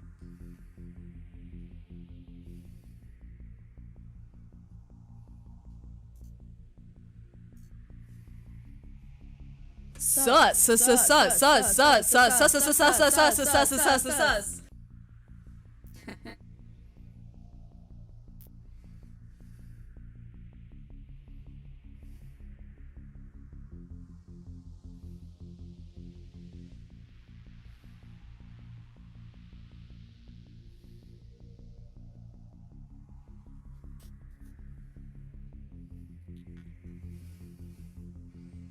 Right. The little brother was coming to terms with the fact that his brother's a traitor.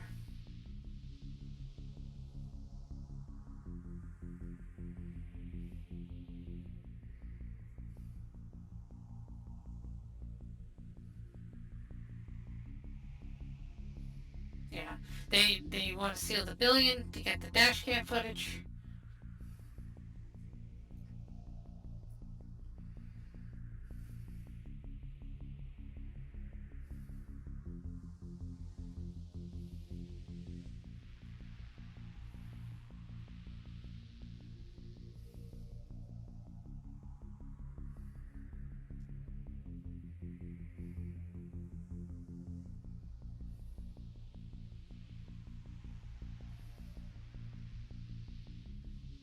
You could just let him have the 100 million. If you don't know the route they're gonna go on,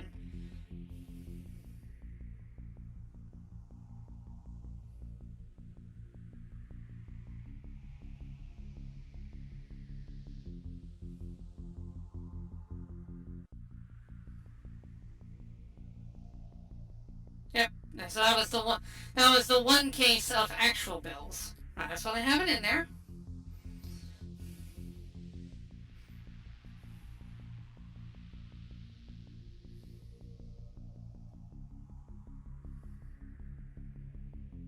Yeah, and now he's got the 900 million. So all you really had to do was just let him take the 100 million. It's like, well, that part's done. Whatever. I got 900 million. We're good.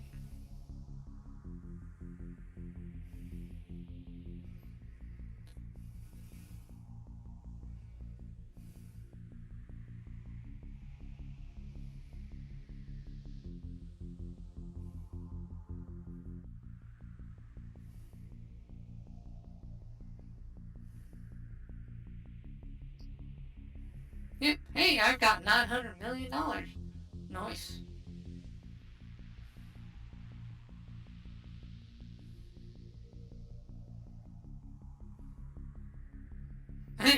But this was funny. You're paying your taxi fare.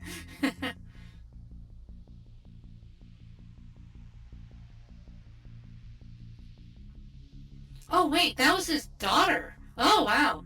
Okay, so the daughter is the one who died.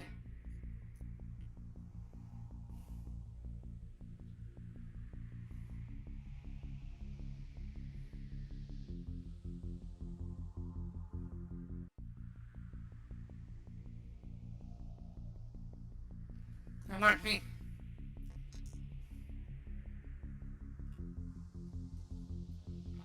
Are they going to do the full scan?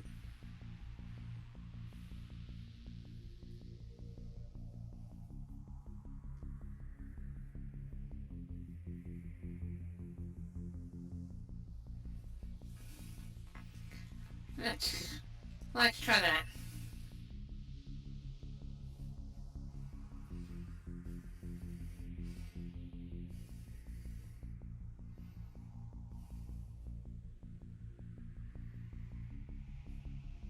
Your 5-year-old son. Okay, that is kind of funny.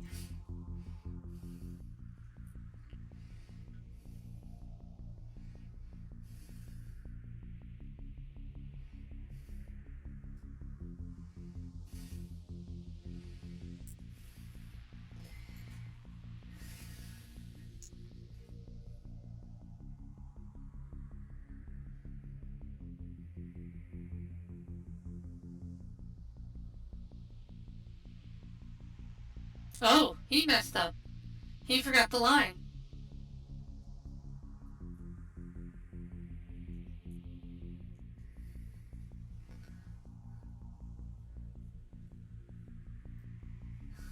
Oh.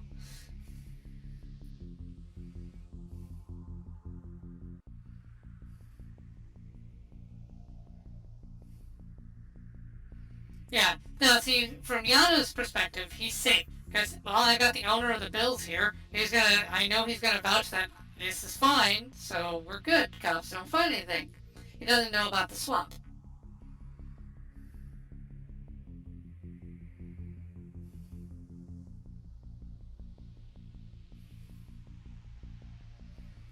Yeah, now here's the thing, because he's a cop, they can't really do too much to him. You know, this is Yakuza, similar to the Mafia. Cops kind of occupy a protected position. He won the lottery, sure.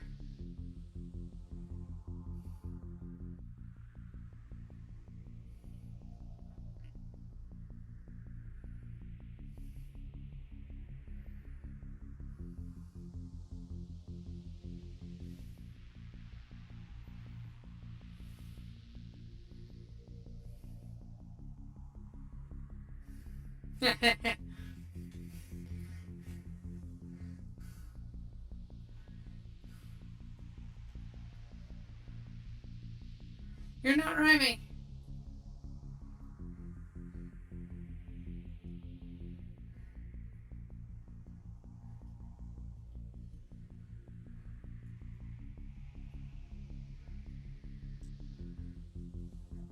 We'll be fine as long as we clear it up. Yeah, Sakuchi, yeah, like even here, like, you know, a thug would just punch the cop, right? You're out. Yeah. Yeah, and this is them turning the civilian loose, which is what you do. But yeah, like a thug would just punch the cop. But no, these are Yakuza. They have rules.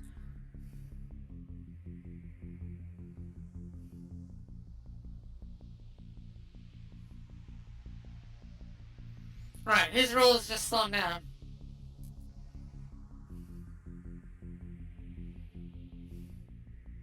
Are you actually a cop?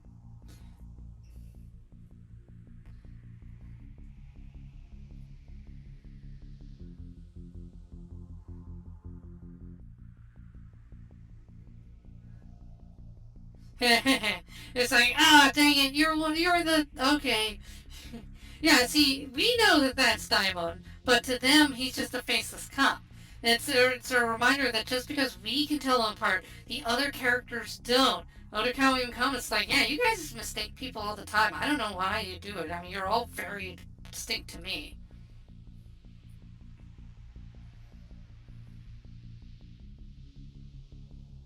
Oh. Hi, guess who?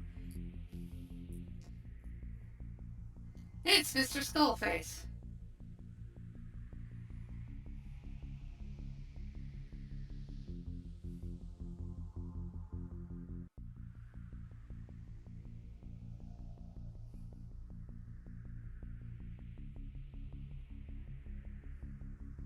One shot.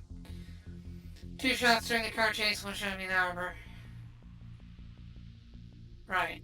Now, so he's counted 6. Now, I didn't count them, so I don't know if that's true. I think one of his suspicions is, why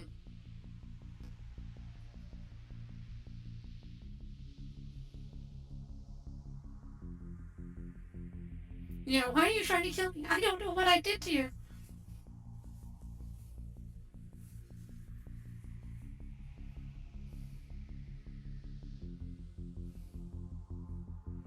You nearly ran me over. I'll apologize. Okay, sure.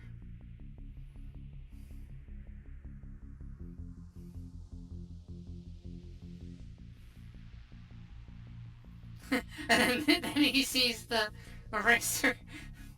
It's like, wait.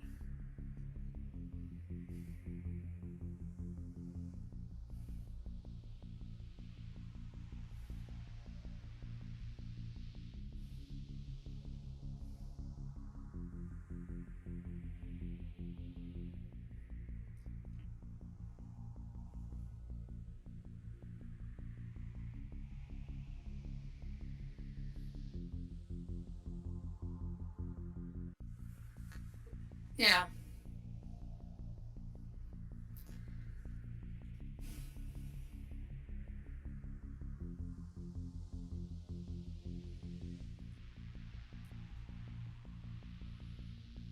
Yeah, now this is the part that's kind of weird, is like, Dobu is established as being kind of ignorant of phones, yet he knows what Zuden is, which is a little weird.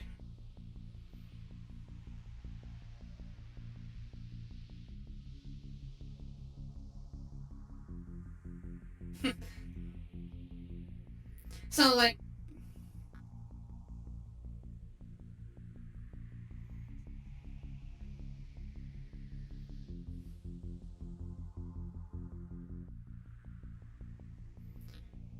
yeah, so who had...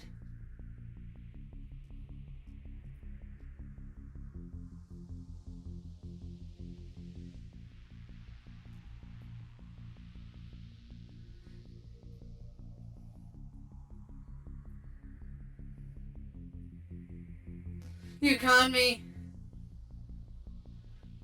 Now, now again, the part that I don't, that's out of character is Dobu playing Zuden, when it's established that he doesn't really know much about phones. That to me was a little out of character. That's like the one twist I was like, wait, what? And he had one bullet left, so how? So one of the bullets, so the question becomes, one of the bullets fired was not him. So was it the person at the harbor? Like, so was the person who shot him at the harbor? Was it the bullet that was in the house? It's like he had one bullet remaining.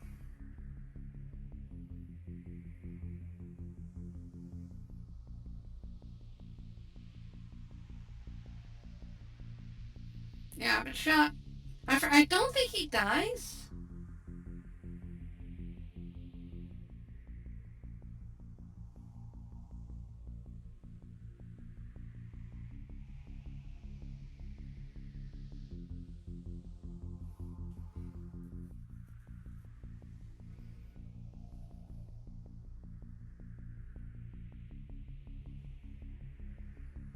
Alright, so he knows where Amai is, and he's going to let him know.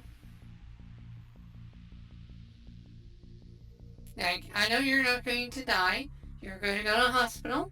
You'll be fine. And I'm going to give the money back to Amai, because he's the true owner. And there we go.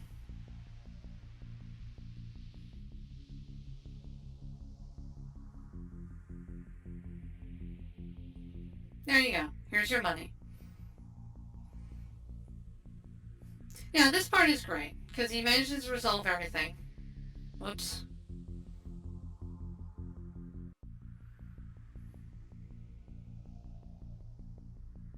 It's like, I better run.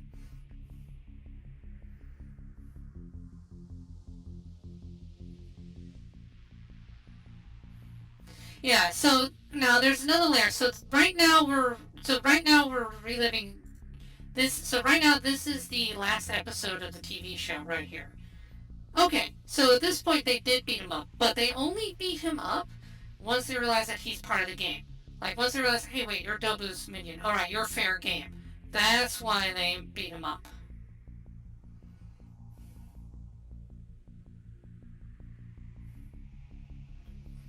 Yeah, they didn't beat him up when they thought he was just a normal cop, but once they found out, oh, wait, you're that dude on the dole. Okay, no, you're fair.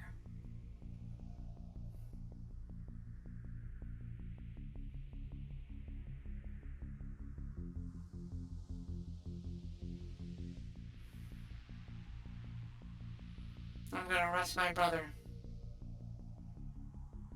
You disappointed me.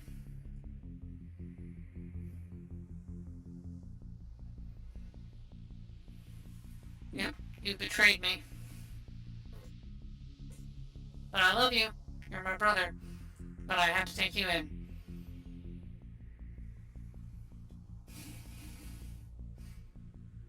So I'm gonna turn you in, but we're gonna get those guys first. In the end, he was the better of the two.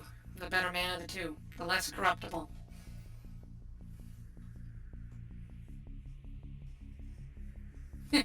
Now it looks like he's on the run. He's like, oh man.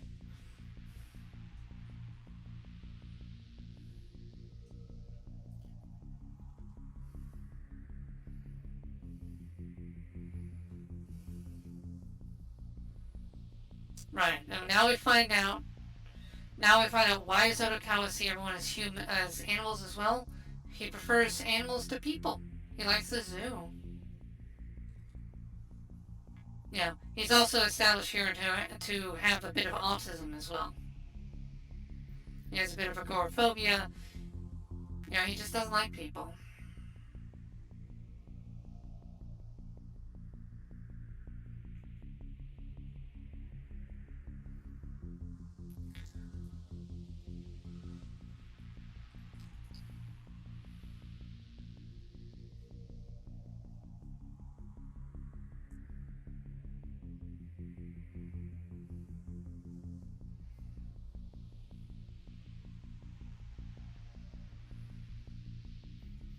They say I'm like a walrus.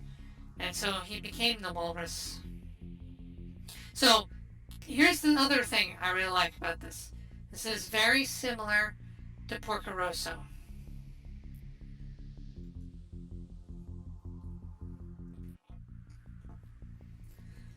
With Porco Rosso, I'm not a man, I'm a pig. Similar vibes here.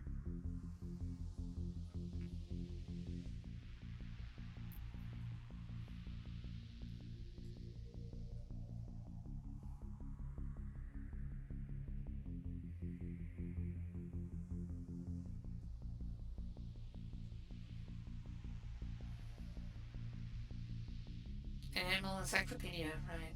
That's how he knows what so many animals look like.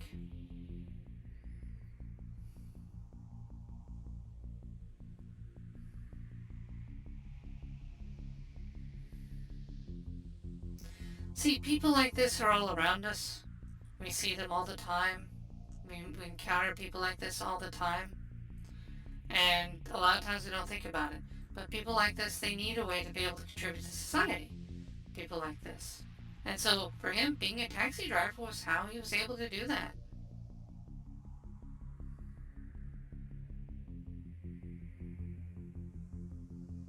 Yeah. The dad, while absent, is like, hey, you like zoo? I'm going to take you to the zoo. There you go.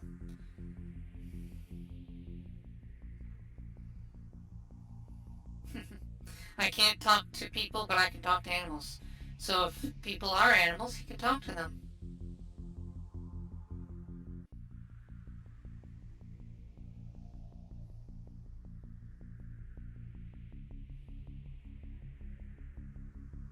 Yeah. And now we see the tragic backstory that causes his mind to have this, the tragedy, losing his parents. Both his parents are dead. I think it's like a case of like the mom killed the dad because of all that.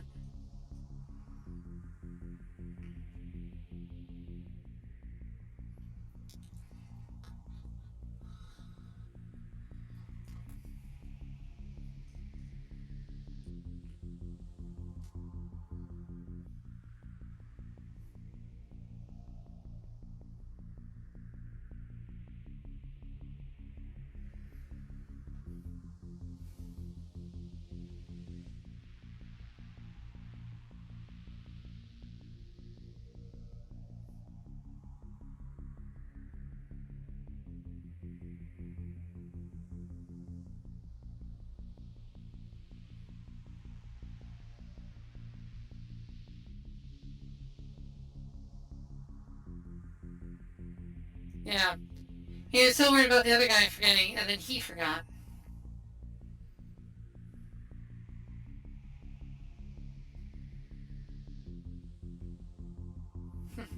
Being my straight man to bounce off of.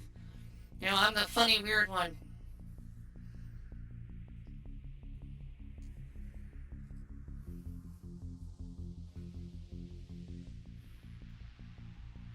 Yeah, yeah.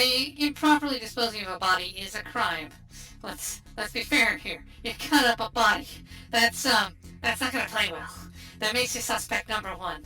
It's like, oh, so you mutilated her corpse and disposed of her body and tried to cover it up, but oh, you didn't murder her. Yeah, sure.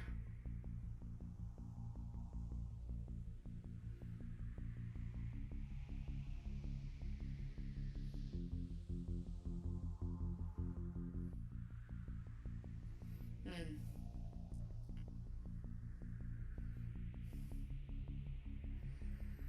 A reflection on each of them.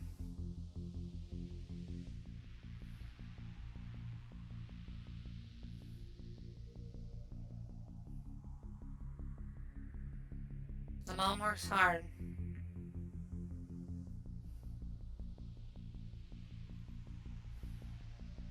Do whatever it takes to make your dreams come true. Yeah, she kind of took that a little too literally. You know, the mom should have prefaced, but don't murder people, okay? Murder is not okay, dear. A fake relationship.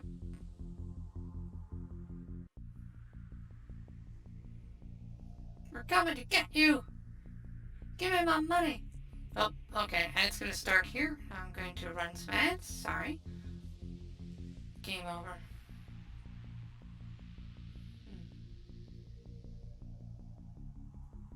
Yep. And everyone kind of coincidentally. Yeah, Don Raku's daughter. Okay. So the girl who was killed was the daughter of Don Raku, and so that's how that ties in. Okay, I actually missed that detail my first time viewing. Was that was Don Raku's daughter?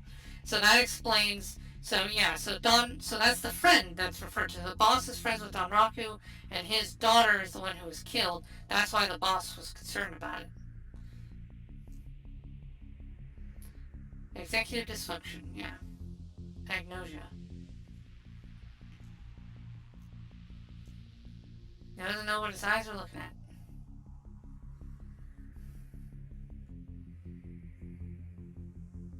Yep. He's got brain damage that causes him to.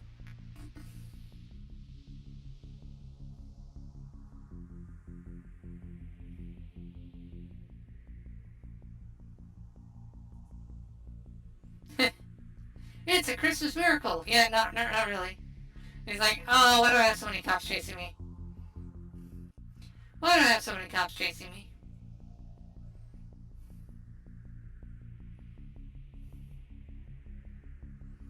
Yeah, there's kind of no more highway.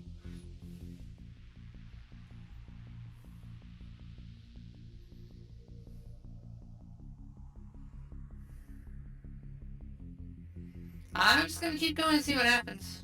Yeah.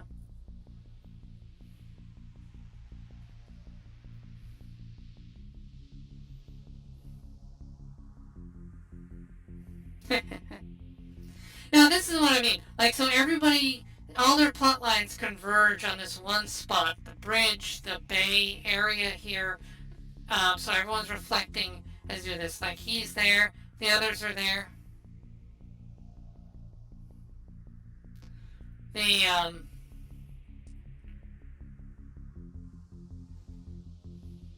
so all of them see this at the same time as it comes through.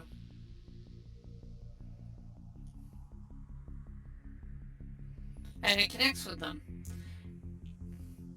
Wakes them up a little bit.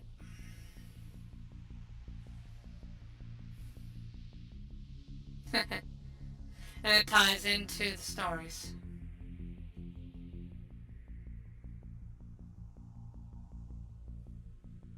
Seriously, I'm being interrupted by a car.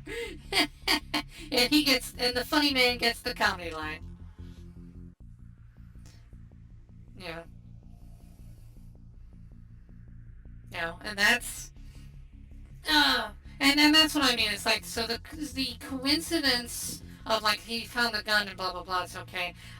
The only problem I have with Dobu being Ditch 11, the guy who plays Zuden, is like, it's established he's kind of not tech savvy. So that's not the kind of guy who would play a game like that for that many hours. So that's a little it's out of character. It contradicts the character. It's fine for it to be the coincidence, but it contradicts the character.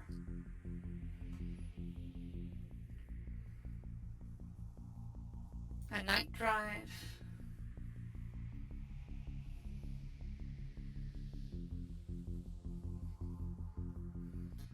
Yeah.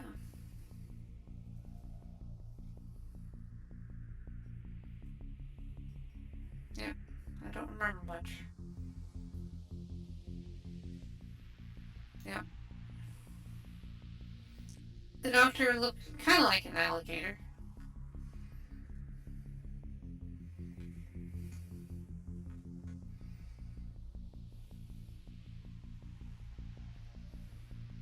Yeah, so there's a few plot threads here they cut short. So the Goraki's, the investigation into him, they cut that short. They really trimmed down the Homo sapiens plotline. They cut down on the backstory of the shooter. But this is fine. This is fine. They cut a lot for time, and honestly, the streamlined version worked really well because the payoff still works here. And there we go.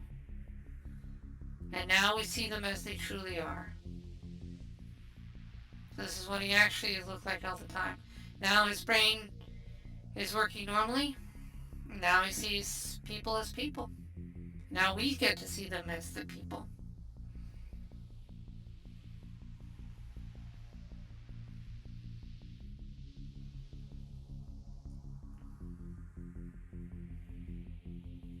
Yeah, and those scene there where he's talking to the cop, that's new. That's not in the last episode.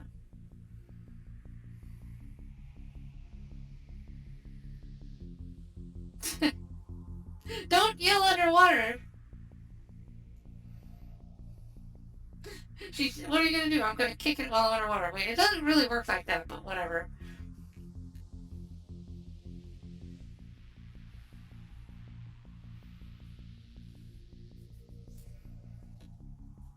There we go. Now we see the gorilla, and there's the nurse. Now this part is from the last episode. Now we see, yeah, the nurse is actually really pretty. The nurse is a really pretty girl who fell for him.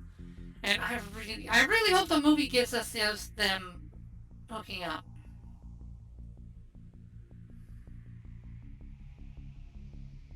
What's funny is the gorilla doctor actually looks like a gorilla. So the scarf she wears is actually what he was seeing as. You're very pretty. And that's why he saw her as an alpaca, something cute and fluffy and attractive.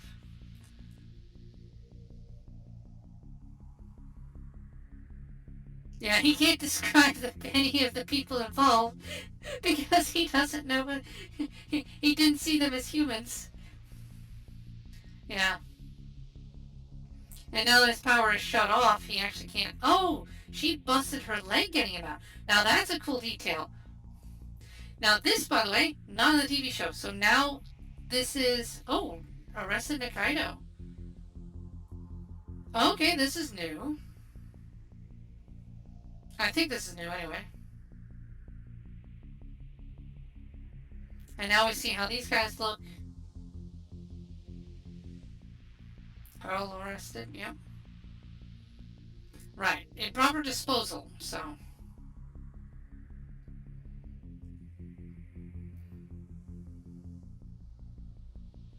Take me to the zoo. Okay, yes. So she's asking him on a date.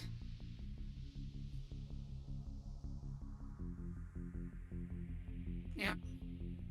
So he's flashing back here in the hospital. Now we see Yamai. I think some of this is new, but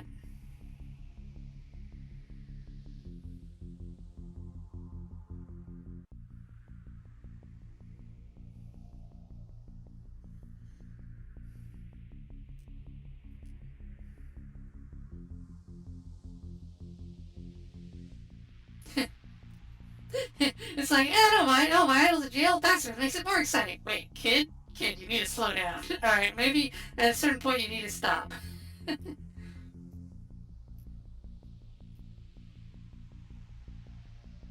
Right, now that's the problem with his power shut off. He can't ID.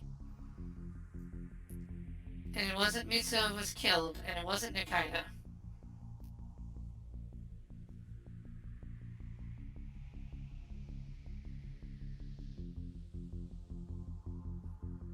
Yeah, Wadagaki.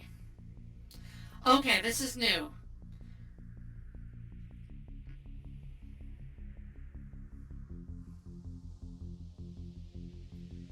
Yeah, so that's a new detail, because in the TV show, it looked like Wadagaki got away with it scot-free, which was kind of unnerving, but him telling the cops, hey, no, Wadagaki is the one you should suspect, there you go.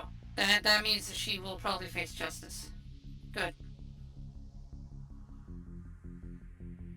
And you have the nurse, so the nurse asked him on a date, so I think they're going to end up together. I think he's going to end up, with a good relationship. That's good for him.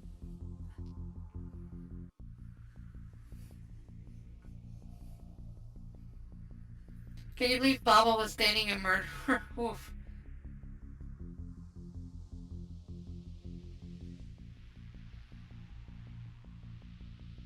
Okay. Now this is Wadagaki here.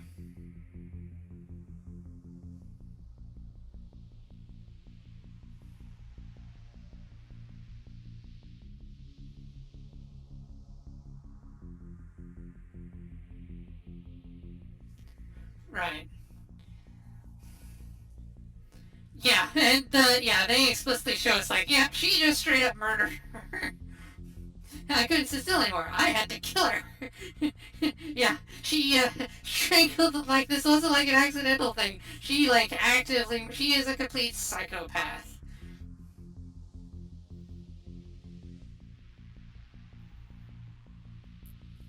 Yeah, she's thinking of losing another. In other words, maybe she'll kill the other person, because only Nakaido's in pums.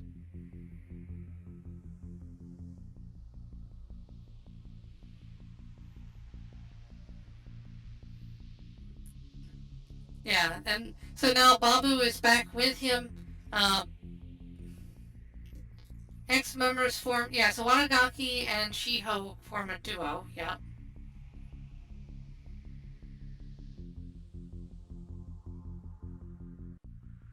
Wait, is that Skull Mask? Huh. So it looks like, so basically Skull Mask basically,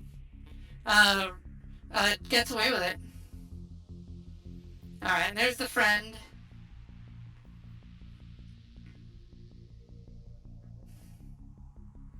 Now that's Dobu, okay. So Dobu is indeed arrested and put in jail.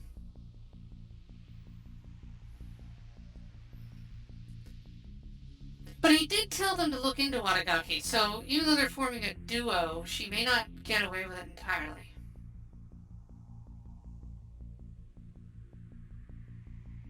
Okay, here we go. So this...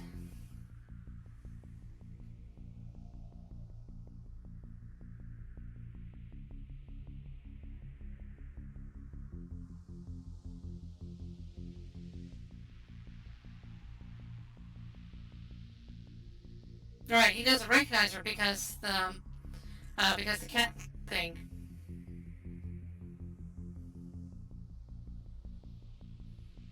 Now, is she gonna try to kill him?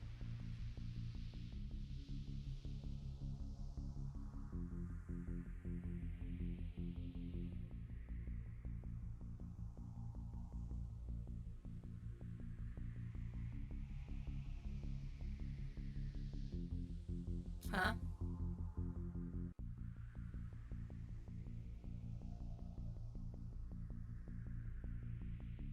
Huh? What, is she gonna pull out a gun or something? Now, this is new material. Oh. Oh, yeah, she's gonna try to kill him. Okay. Yeah, so this was unresolved. Yeah, for killing time. Watch your language. Watch your language, scared dude.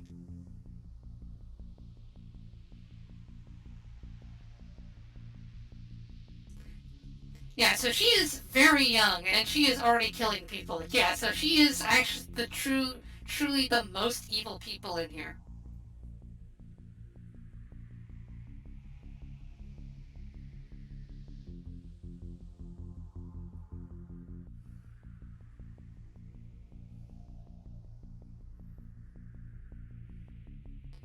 Yeah.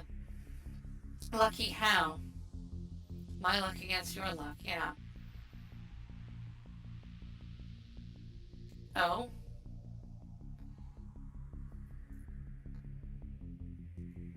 Oh man, I hope you made it. Oh god. Oh no, no, it's not gonna end there, is it? Oh no.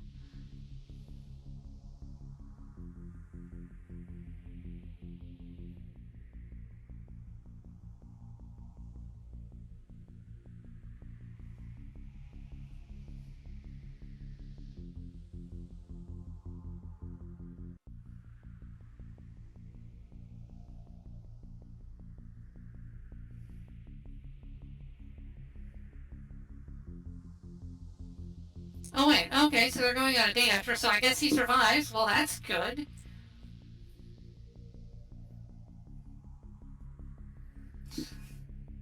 You called me an alpaca, so she's like, you like alpacas, you like me. Yay. uh, wait, is that her dad that came back with milk? Uh, no, not quite.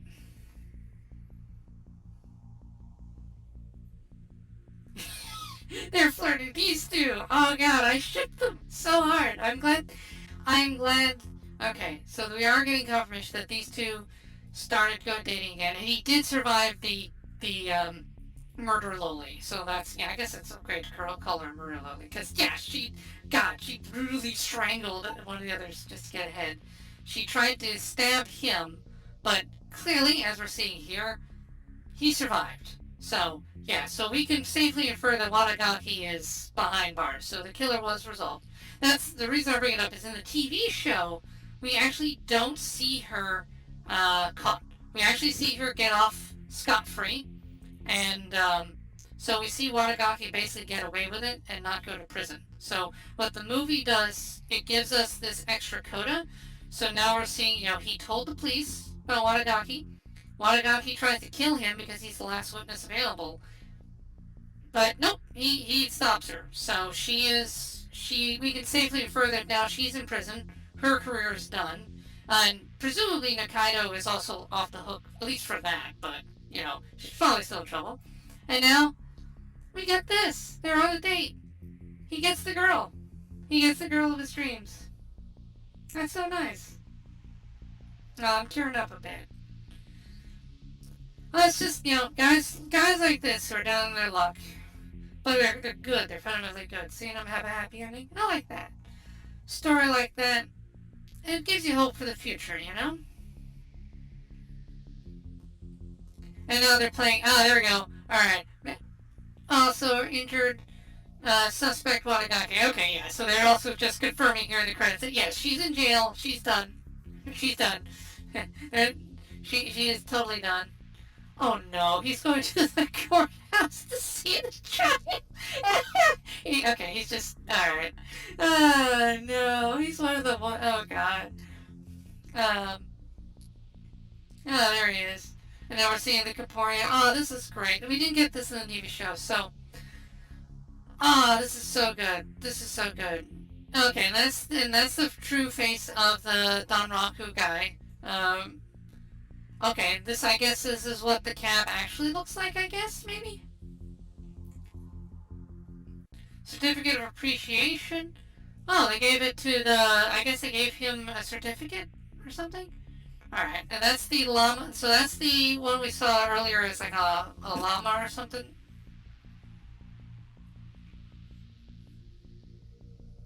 And now here he is trying to, like, I guess remember what they used to look like to draw them out?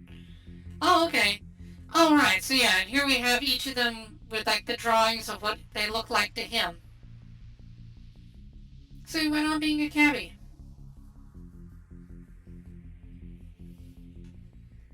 And she's clearly infatuated, and the good cop still is a cop. He's a good man. You know, his brother's in jail, but... Now, what happened to the investigators, though? Because they never did anything with that. So I guess... Oh, if I had to guess, those were private investigators working for Dunraku to look into the daughter? Okay, and there's Shiho. Wait, hold on. Is the implication that Shiho ends up with the friend, after all? Does the friend actually get Shiho? I mean, after all, with Wadagaki gone, Shiho's got nothing. So, and there's the cat that was in the closet the whole time. Wait, so I guess the implication is that Shiho does end up with a friend then? Oh, that's cool. Hey, so the friend gets the girl too. That's really nice. I am 100% okay with that. 100% okay with that. It's more than what he deserves, but hold on, let me just... Oh, come on, stop. Wait, hold on. I just want to see. Maybe I missed an image here. I may have missed some subtle subtext here. Okay, there's the friend, but we don't see Shio here. We don't see Babu and the other guy.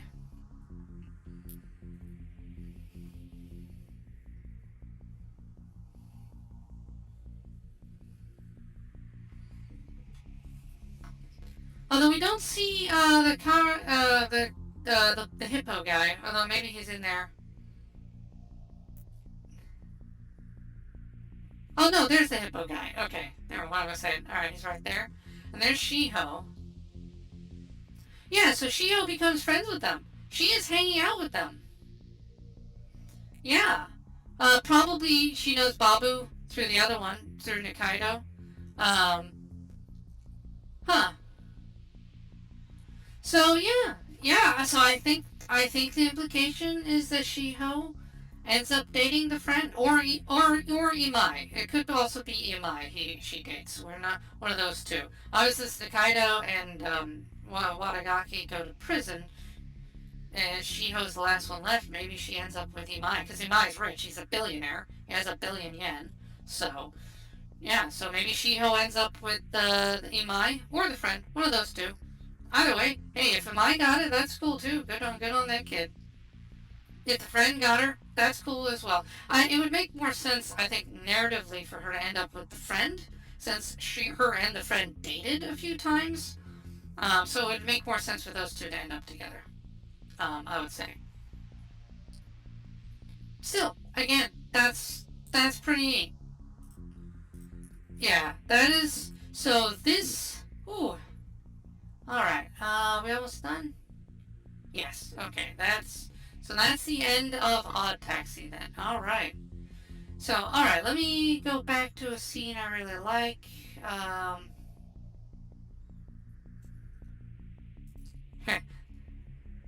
This isn't a car for killing time, that's... I'd say I paid. That is very clever writing right there. Killing time, and I'd say I pay. Yeah, she did pay. Oh yeah. She paid alright.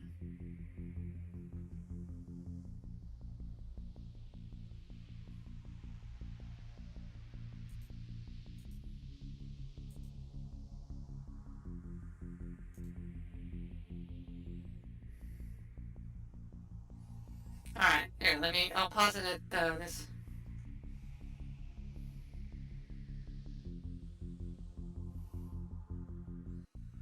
Yeah. But she is creepy. Holy cow. Like, her human form is way creepier. Now, what's weird, though, is... So, she's... Okay, so she's 18. Like, this is another thing. Like, it's established that well, they say she's 18. That's true. Shiho's listed as 18 in there. She may not be. Because she definitely doesn't look 18. If that's 18, that's very, very young. But, anyway. Alright, so we'll go ahead and stop there. Let me turn this off and I'll give my thoughts here on the movie. There we go. Okay. Wow, that was good. That was good. That was so good. That was, yeah. So, as I said, I love On Taxi. Now, This movie, it is a summary, it's a short form of the TV show, but it does add more to it. There is a lot more going on in the film than there is in the TV show. So, I will say this, if you've seen the Odd Taxi TV show, watch the movie. You definitely want to watch the movie. The movie is worth watching, even if you've seen the TV show. And if all you've seen is the movie, go watch the TV show. The TV show adds a lot. There is a significant amount of stuff they cut for this that is still worth seeing. Yeah. Is the movie good? Yes. Does it work as a standalone? Like, is this good if this is all you saw? Maybe? It's a little, I would say it's a little rushed to be a standalone film. I think it moves a little too quick. It doesn't quite give enough depth. It really does it really does rely on a TV show to fill in the gaps. So I would say I don't think this works as a standalone. I'll say that against it. Now, thoughts on the thing itself, though. It's great. I love how they do it the interview style. So we see what the characters were thinking when they did stuff. That adds so much extra. Like Shirakawa's attraction to Otakawa is really, really neat. It's neat to see that expanded on. Seeing Dobu's thoughts and approach to things, seeing more on each of the personalities of the characters during the interview process, really rounded them out and just showed how grounded they were in terms of, like, every character in this had the spark of life. Every character in this was plausible enough to be a real person. Even the killer here. I mean, she's a killer. She has impulse controls. And what's her philosophy? Do whatever in the moment to make your dreams come true. That's her philosophy. And she's a serial killer.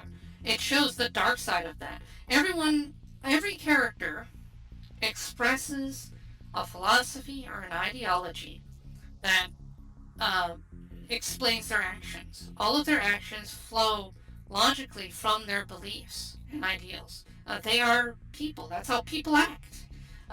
They don't just meander through like you see in so much modern writing. Now, I mean, there are people who just meander through, but not everybody does. And it's captured so well. And Otakawa himself is a great protagonist. He's a reluctant hero who, is dragged into this. Is like, okay, well, I'm going to do the right thing. I'm going to do the right thing as smart as I can, using the tools that I have, doing the most that I can with what I've got. And he does a great job at it. And he rolls with punches and tries to plan and anticipate. He tries to outthink both Dobu and Yano. And he basically does. He wins. Dobu goes to jail. Yano goes to jail. All the bad guys get locked up. And Otakawa is safe. Like, he was willing to sacrifice his own life, but he didn't have to in the end. And his reward, he gets a happy marriage. He's got a girl. He's got a great girl who's a nurse, who cares about him, who sees his fundamental goodness. She is able to look past the oddity and see that he is a fundamentally good person. And that is attractive to her. And she's going to pursue that. And hopefully, he's attracted to her too. So hopefully, those two end up together. I'm pretty sure they do. Pretty sure. I think there's an implied age gap because she's clearly in her 20s. He's 41, she's like 20-something. There's an age gap. But what's cool is the show just, like, doesn't care about that at all. Age gap, age gap. It's like, no. She's an adult, he's an adult, it's fine. And that's really good. It's very positive. So the romance between them is beautiful. I love it. It's very touching. They're really great together. Okay, so what are some of the plot threads that leave out of the movie? So some of them, so you have Goreki researching Otakawa's syndrome. That's dragged out a lot more in the TV show. You find out more about his backstory and stuff. You get the essentials here. They give you the essentials to understand him in the movie, but you get way more in there. You get more on the Homo sapiens, the Manzai humor. The first episode is in fact him listening to them at night, so you get kind of the daily routine he has. You get a glimpse of his normal life before bad stuff happens, and that's listening to the Homo sapiens group, which is those two guys, Babu and the other one, the boar guy, and that's what they do. You get a lot more on them in there in terms of, like, Babu's flirting with the entertainment industry and then with the partner, and in the end they end up back together because Babu had flirts with success, but then Nikaido gets arrested and he loses his big ticket up, and he realizes that what he had was a comedy partner friend, and he should stick with that. He shouldn't try to move on to this bigger, better stuff because it's not worth it. It's not worth it. Do what you love, not like chasing fake fame. So he chooses something real, the friendship, over the fake, which in the end is right. The characters who make it are those who try to stick to something real, other than Himai. Himai is kind of an idiot, but he's, recognized as such. But the characters who improve are those who embrace reality. Those characters who fail are those who embrace fake, Dobu, Yano, and so on. Now what's weird is Skull Mask gets a happy ending. He snaps out of it. I guess. I don't know. That one is kind of abrupt. So I will also say the big thing, episode 12 left several unresolved plot hooks. You didn't know what happened to Skull Mask. You didn't know what happened to this girl. In fact, she gets away with it. She straight up just walks away and doesn't get in trouble. And it's just like, I'm successful now. Wahoo! And I was like, whoa, that is unsatisfying. And then they announced the movie. I'm like, okay, I hope they take care of that. And they did. So she's in jail. So she goes to jail. Nicaragua goes to jail. The one who doesn't do anything, she stays out. But Skull Mask not going to jail is a little weird. Technically he didn't kill anybody, but it's like, still, dude, it's kind of weird that he had a happy ending. That's the other bit, too. So the shooter, Skull Mask, his backstory is explored way more in terms of, like, the addiction that drove it. And he becomes a model for, like, addictive behavior in the gacha games, and it's really well done. One of the better fictional explorations of gacha games and gambling addiction is through his character. They cut most of that here, which is fine. Again, time. But I highly recommend going back and watching that. Let's see. I'm trying to think what other stuff. You get a good taste of Nobu here. They focus on Otokawa and Shirakawa very heavily, which is smart. That's what they should do, and they centered it correctly. Imai gets more in the TV show as well. So a lot of the side cast is better developed in the TV show. They cut down a lot of the side cast for the movie. So if you like this cast of characters, and I think they're great. This cast is so colorful. They're so, really interesting people that you would just meet if you were a cab driver. And the stories intersecting and all that. They're really interesting. I think that was right. I think that was smart. Now, if I had to guess, the private investigator team, if I had to guess, that might be who we run into with the route of Odd Taxi. Maybe that's who it's going to focus on. Also, Wanagaki's life expectancy in prison is very short, because she murdered the daughter of a Yakuza boss' best friend. Yeah, she killed the Don Raku's daughter. That is going to end very badly for her. She's going to have a bad time in prison, I can tell you that. That is not going to end well. That is not going to end well for her. So, yeah. They wrapped up, so they gave the conclusion to her storyline. They confirmed Otokawa and Shirakawa as a couple at the end. Skull Mask got away is kind of weird. And the biggest plot hole in the entire show, the only story decision they made that just doesn't sit well with me is Dobu playing Zuden. Because, as you can tell here, the plot hinges on him not knowing that his cell phone can record and is basically a spy device. Just him not being aware of these things, and not thinking in those terms. And he's playing Zuden? To the point where he's number one in the country? I don't see it. It's out of character for him to do that.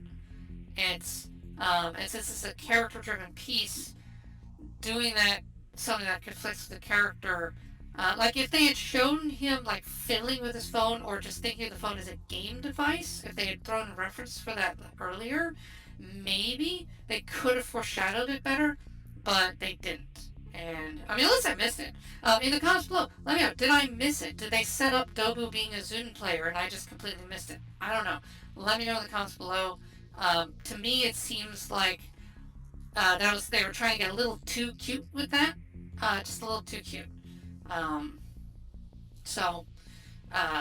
So that's like the one plot twist that I disagree with.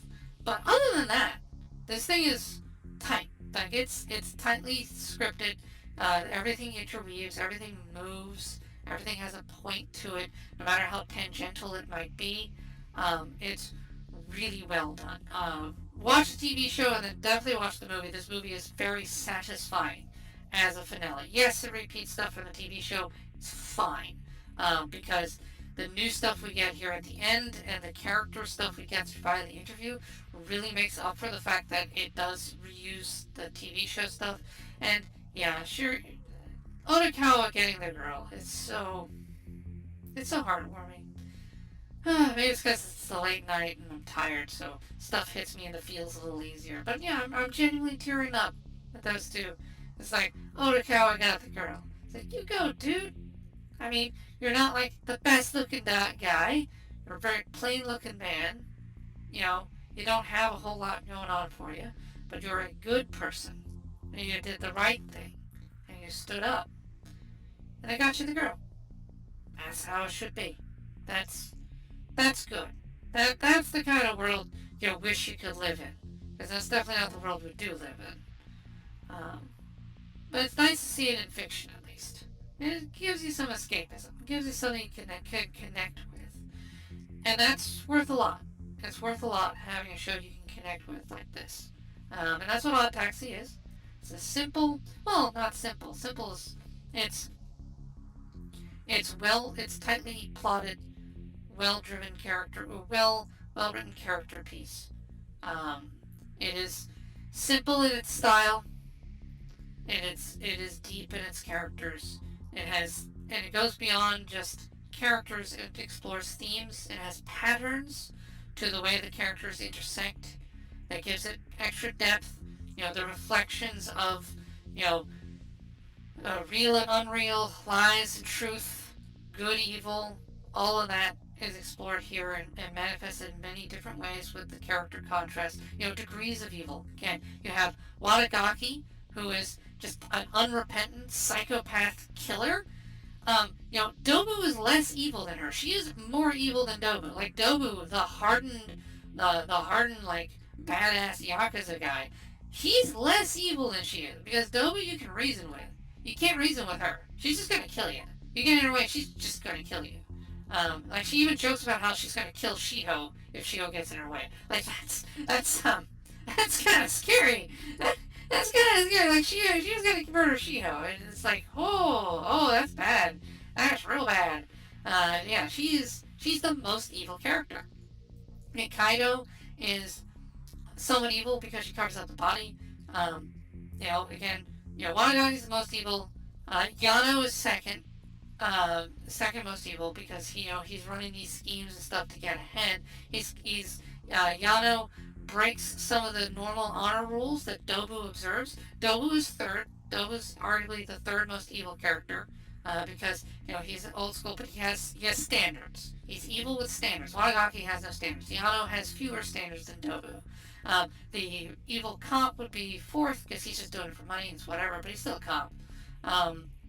It kind of goes from there. And Otokawa is like on the side of good. He wants to stay on the side of good. He wants to stay there. There you go. And then you have the manager, the manager would probably be worse than the cop, I would say. Yeah. It presents degrees of evil, but it doesn't ask you to excuse the villains. And it explains it, like Wadagaki. Like, we understand why she's a psycho.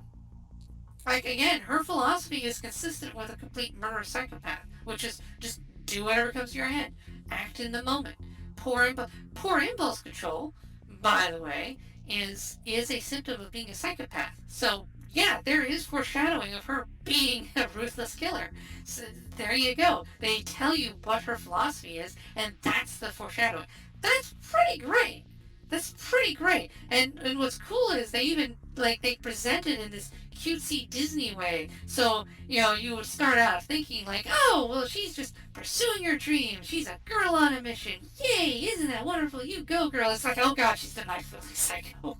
Oh god. Oh no. Yes. Oh no. Like, I wish, when you wish upon a star, the person who took my spot is strangled to death by my hands. Oh, geez. Very twisted. She's a twisted fairy tale character. It's great. It's great. Uh, so, yeah. Odd Taxi is great. I am really glad I watched the movie. Very happy I got around to this. Let me know in the comments below. What did you think? Um, really happy I did this. Okay. So that about wraps it up here. I'm pretty much done for this. Thank you so much for everyone who tuned in. Many thanks to, we had Sniper Party Time, met a cowboy, we had Abed, um, let's see, we had, Panda, and, Emerald Finder. Yay, alright, yay, thanks for stopping by, Emerald. That her dad that came back with the milk. No, that was not her dad. That is other cow's taxi driver, and she's gonna stab him because he's a witness. That's the story there. Sorry that took me so long to properly answer. But yeah, let me know in the comments below. What did you think of the movie? Did you enjoy it? Have you seen Odd Taxi? Are you gonna go watch Odd Taxi? Because you should. Odd Taxi is commonly hailed as one of the best anime of its year, and that was a year that gave us a lot of very, very good shows. I'll point out, Odd Taxi stood out. Odd Taxi was a big standout when it came out. It is, if you think of it as just a furry anime, you're wrong. It uses animals as a motif with a very deliberate purpose, and it's really good. It's really good. It's very touching. Um, there's a core goodness to it, and I definitely recommend it as a very solid anime series. Um, yeah, it's definitely one of the animes that you can hold up and point to and be like, oh, you think all anime is just smut? Oh, you think all anime is just for kids? Hey, look, Odd Taxi. Go shut up. You don't know what you're talking about. You know, Odd Taxi is a good one to use to counter accusations that anime is just, immature schlock. I mean, yeah, some of it is. I mean, so is a good chunk of Hollywood too. But no, Odd Taxi it's not sophisticated. I don't want to use that word, but um, it is, it is not trashy either. It is well crafted. It's a work of art. And it is good. It is quite good. All right. Let me know in the comments below what you think. Um, give me some feedback here. Any other movies you might recommend to have me do as I'm going through? So I want to do the Ruby and JLA two-parter movies. Especially since Ruby's probably now dead, and that's literally the end of its existence, which is funny. Um, then I may also get to Heaven's Feel. I'm strongly considering doing the Heaven's Feel movies. I have not watched them yet. Um, but I don't want to drag Diesel through all of Fate Stay Night, Fate Zero and Fate Stay Night and all that, just so we can set up Heaven's Feel. I don't think we're going to do that. Now, when Fate Strange Fake airs, I will be doing Fate Strange Fake whenever they get around to airing that. So look out for that. Um, I will do that one week to week because boy, I want to do that. I'll probably be solo again because I don't really have time to set up Diesel for that to be with me. Um, yeah, this was nice. Okay, and I think I'm gonna end it there. Thank you so much for tuning in. And remember, you tune in live. I stream Tuesdays and weekends for right now. That'll probably change though. My work schedule's going to be changing. So Tuesdays, I think I'll still be streaming. Weekends, probably not. It'll probably be shift to some other days. I'll let you know. I'm going to get a lot busier though. And make sure to check out my Hardcore Minecraft series. I also got Tanya and Murder Drones currently coming out. Check those out. We're going to have Digital Circus whenever that comes out in May. Look forward to that. We're also going to try to get the Arcane Call of the Night and Made in Abyss with Diesel and Sage. Alright, this is Dominic Bytes signing out. When next we meet, may your robot body be fully charged. Also, hi, Dominic! Hey, Dominic Bytes. Welcome. Welcome on by. Yes, welcome to the stream, Dominic Bytes. Hopefully everything works out for you, buddy. Welcome to stream, Dominic! Hi, Dominic. Dominic says, hey yo, Dominic, how's your day going? Glad you can make it. Hello, Dominic. Dominic Bytes. What's up, Dominic? Welcome in, welcome back to the lab. How are you doing today? How are you doing, Dominic? How's your day been, bro? You doing good? Hello, Dominic. Hello, darling. How you doing, darling? So hello, Dominic. How are you doing? Welcome in. Hello, Dominic. Dominic! Hello, Dominic. I hope you're doing good today. Dominic, hello. Hello, Dominic Bytes. Hi. Hello, Dominic. How you doing? How's it going, Dominic? Welcome in. Mwah. Hello, Dominic. How are you? How are you doing? Welcome in. Hey, Dom. So good to see you. Hi. Hi, Dominic. Hi, sweetie. It's good to see you. Hi, Dominic. How you doing? Hi, Dominic. How are you? Lovely to see you. Hi, Dominic. What's up? Hi, Dominic. Hi, Dominic Bytes. Hi, Dominic. How you doing? Hi, Dominic. Hi, Dominic. Dominic, hello. Hello, Dominic Bytes. Hello. Dominic Bytes, hello. Hey, Dominic. How you doing? Dominic, thank you. Can you stop slamming shit? Hey, Dominic. Dominic Bytes. How's it going? Wee! Hello, Dominic Bytes. Hello. What's up, Dominic? How are you, man? Hey there, hello, Dominic. How you doing, darling? Welcome, yeah? Dominic Bytes, you productive little devil. Dominic Bytes. Oh, it's you. How's it going, y'all? If you haven't already, definitely go check out Dominic Bytes, a super cool and lovely streamer. They're super cool. Very like synthwave, futury vibes. They do like a Byte Club Cinema stream. They're an absolute vibe. Love them. Definitely go give them a check out. Go check them out. Go give them your love.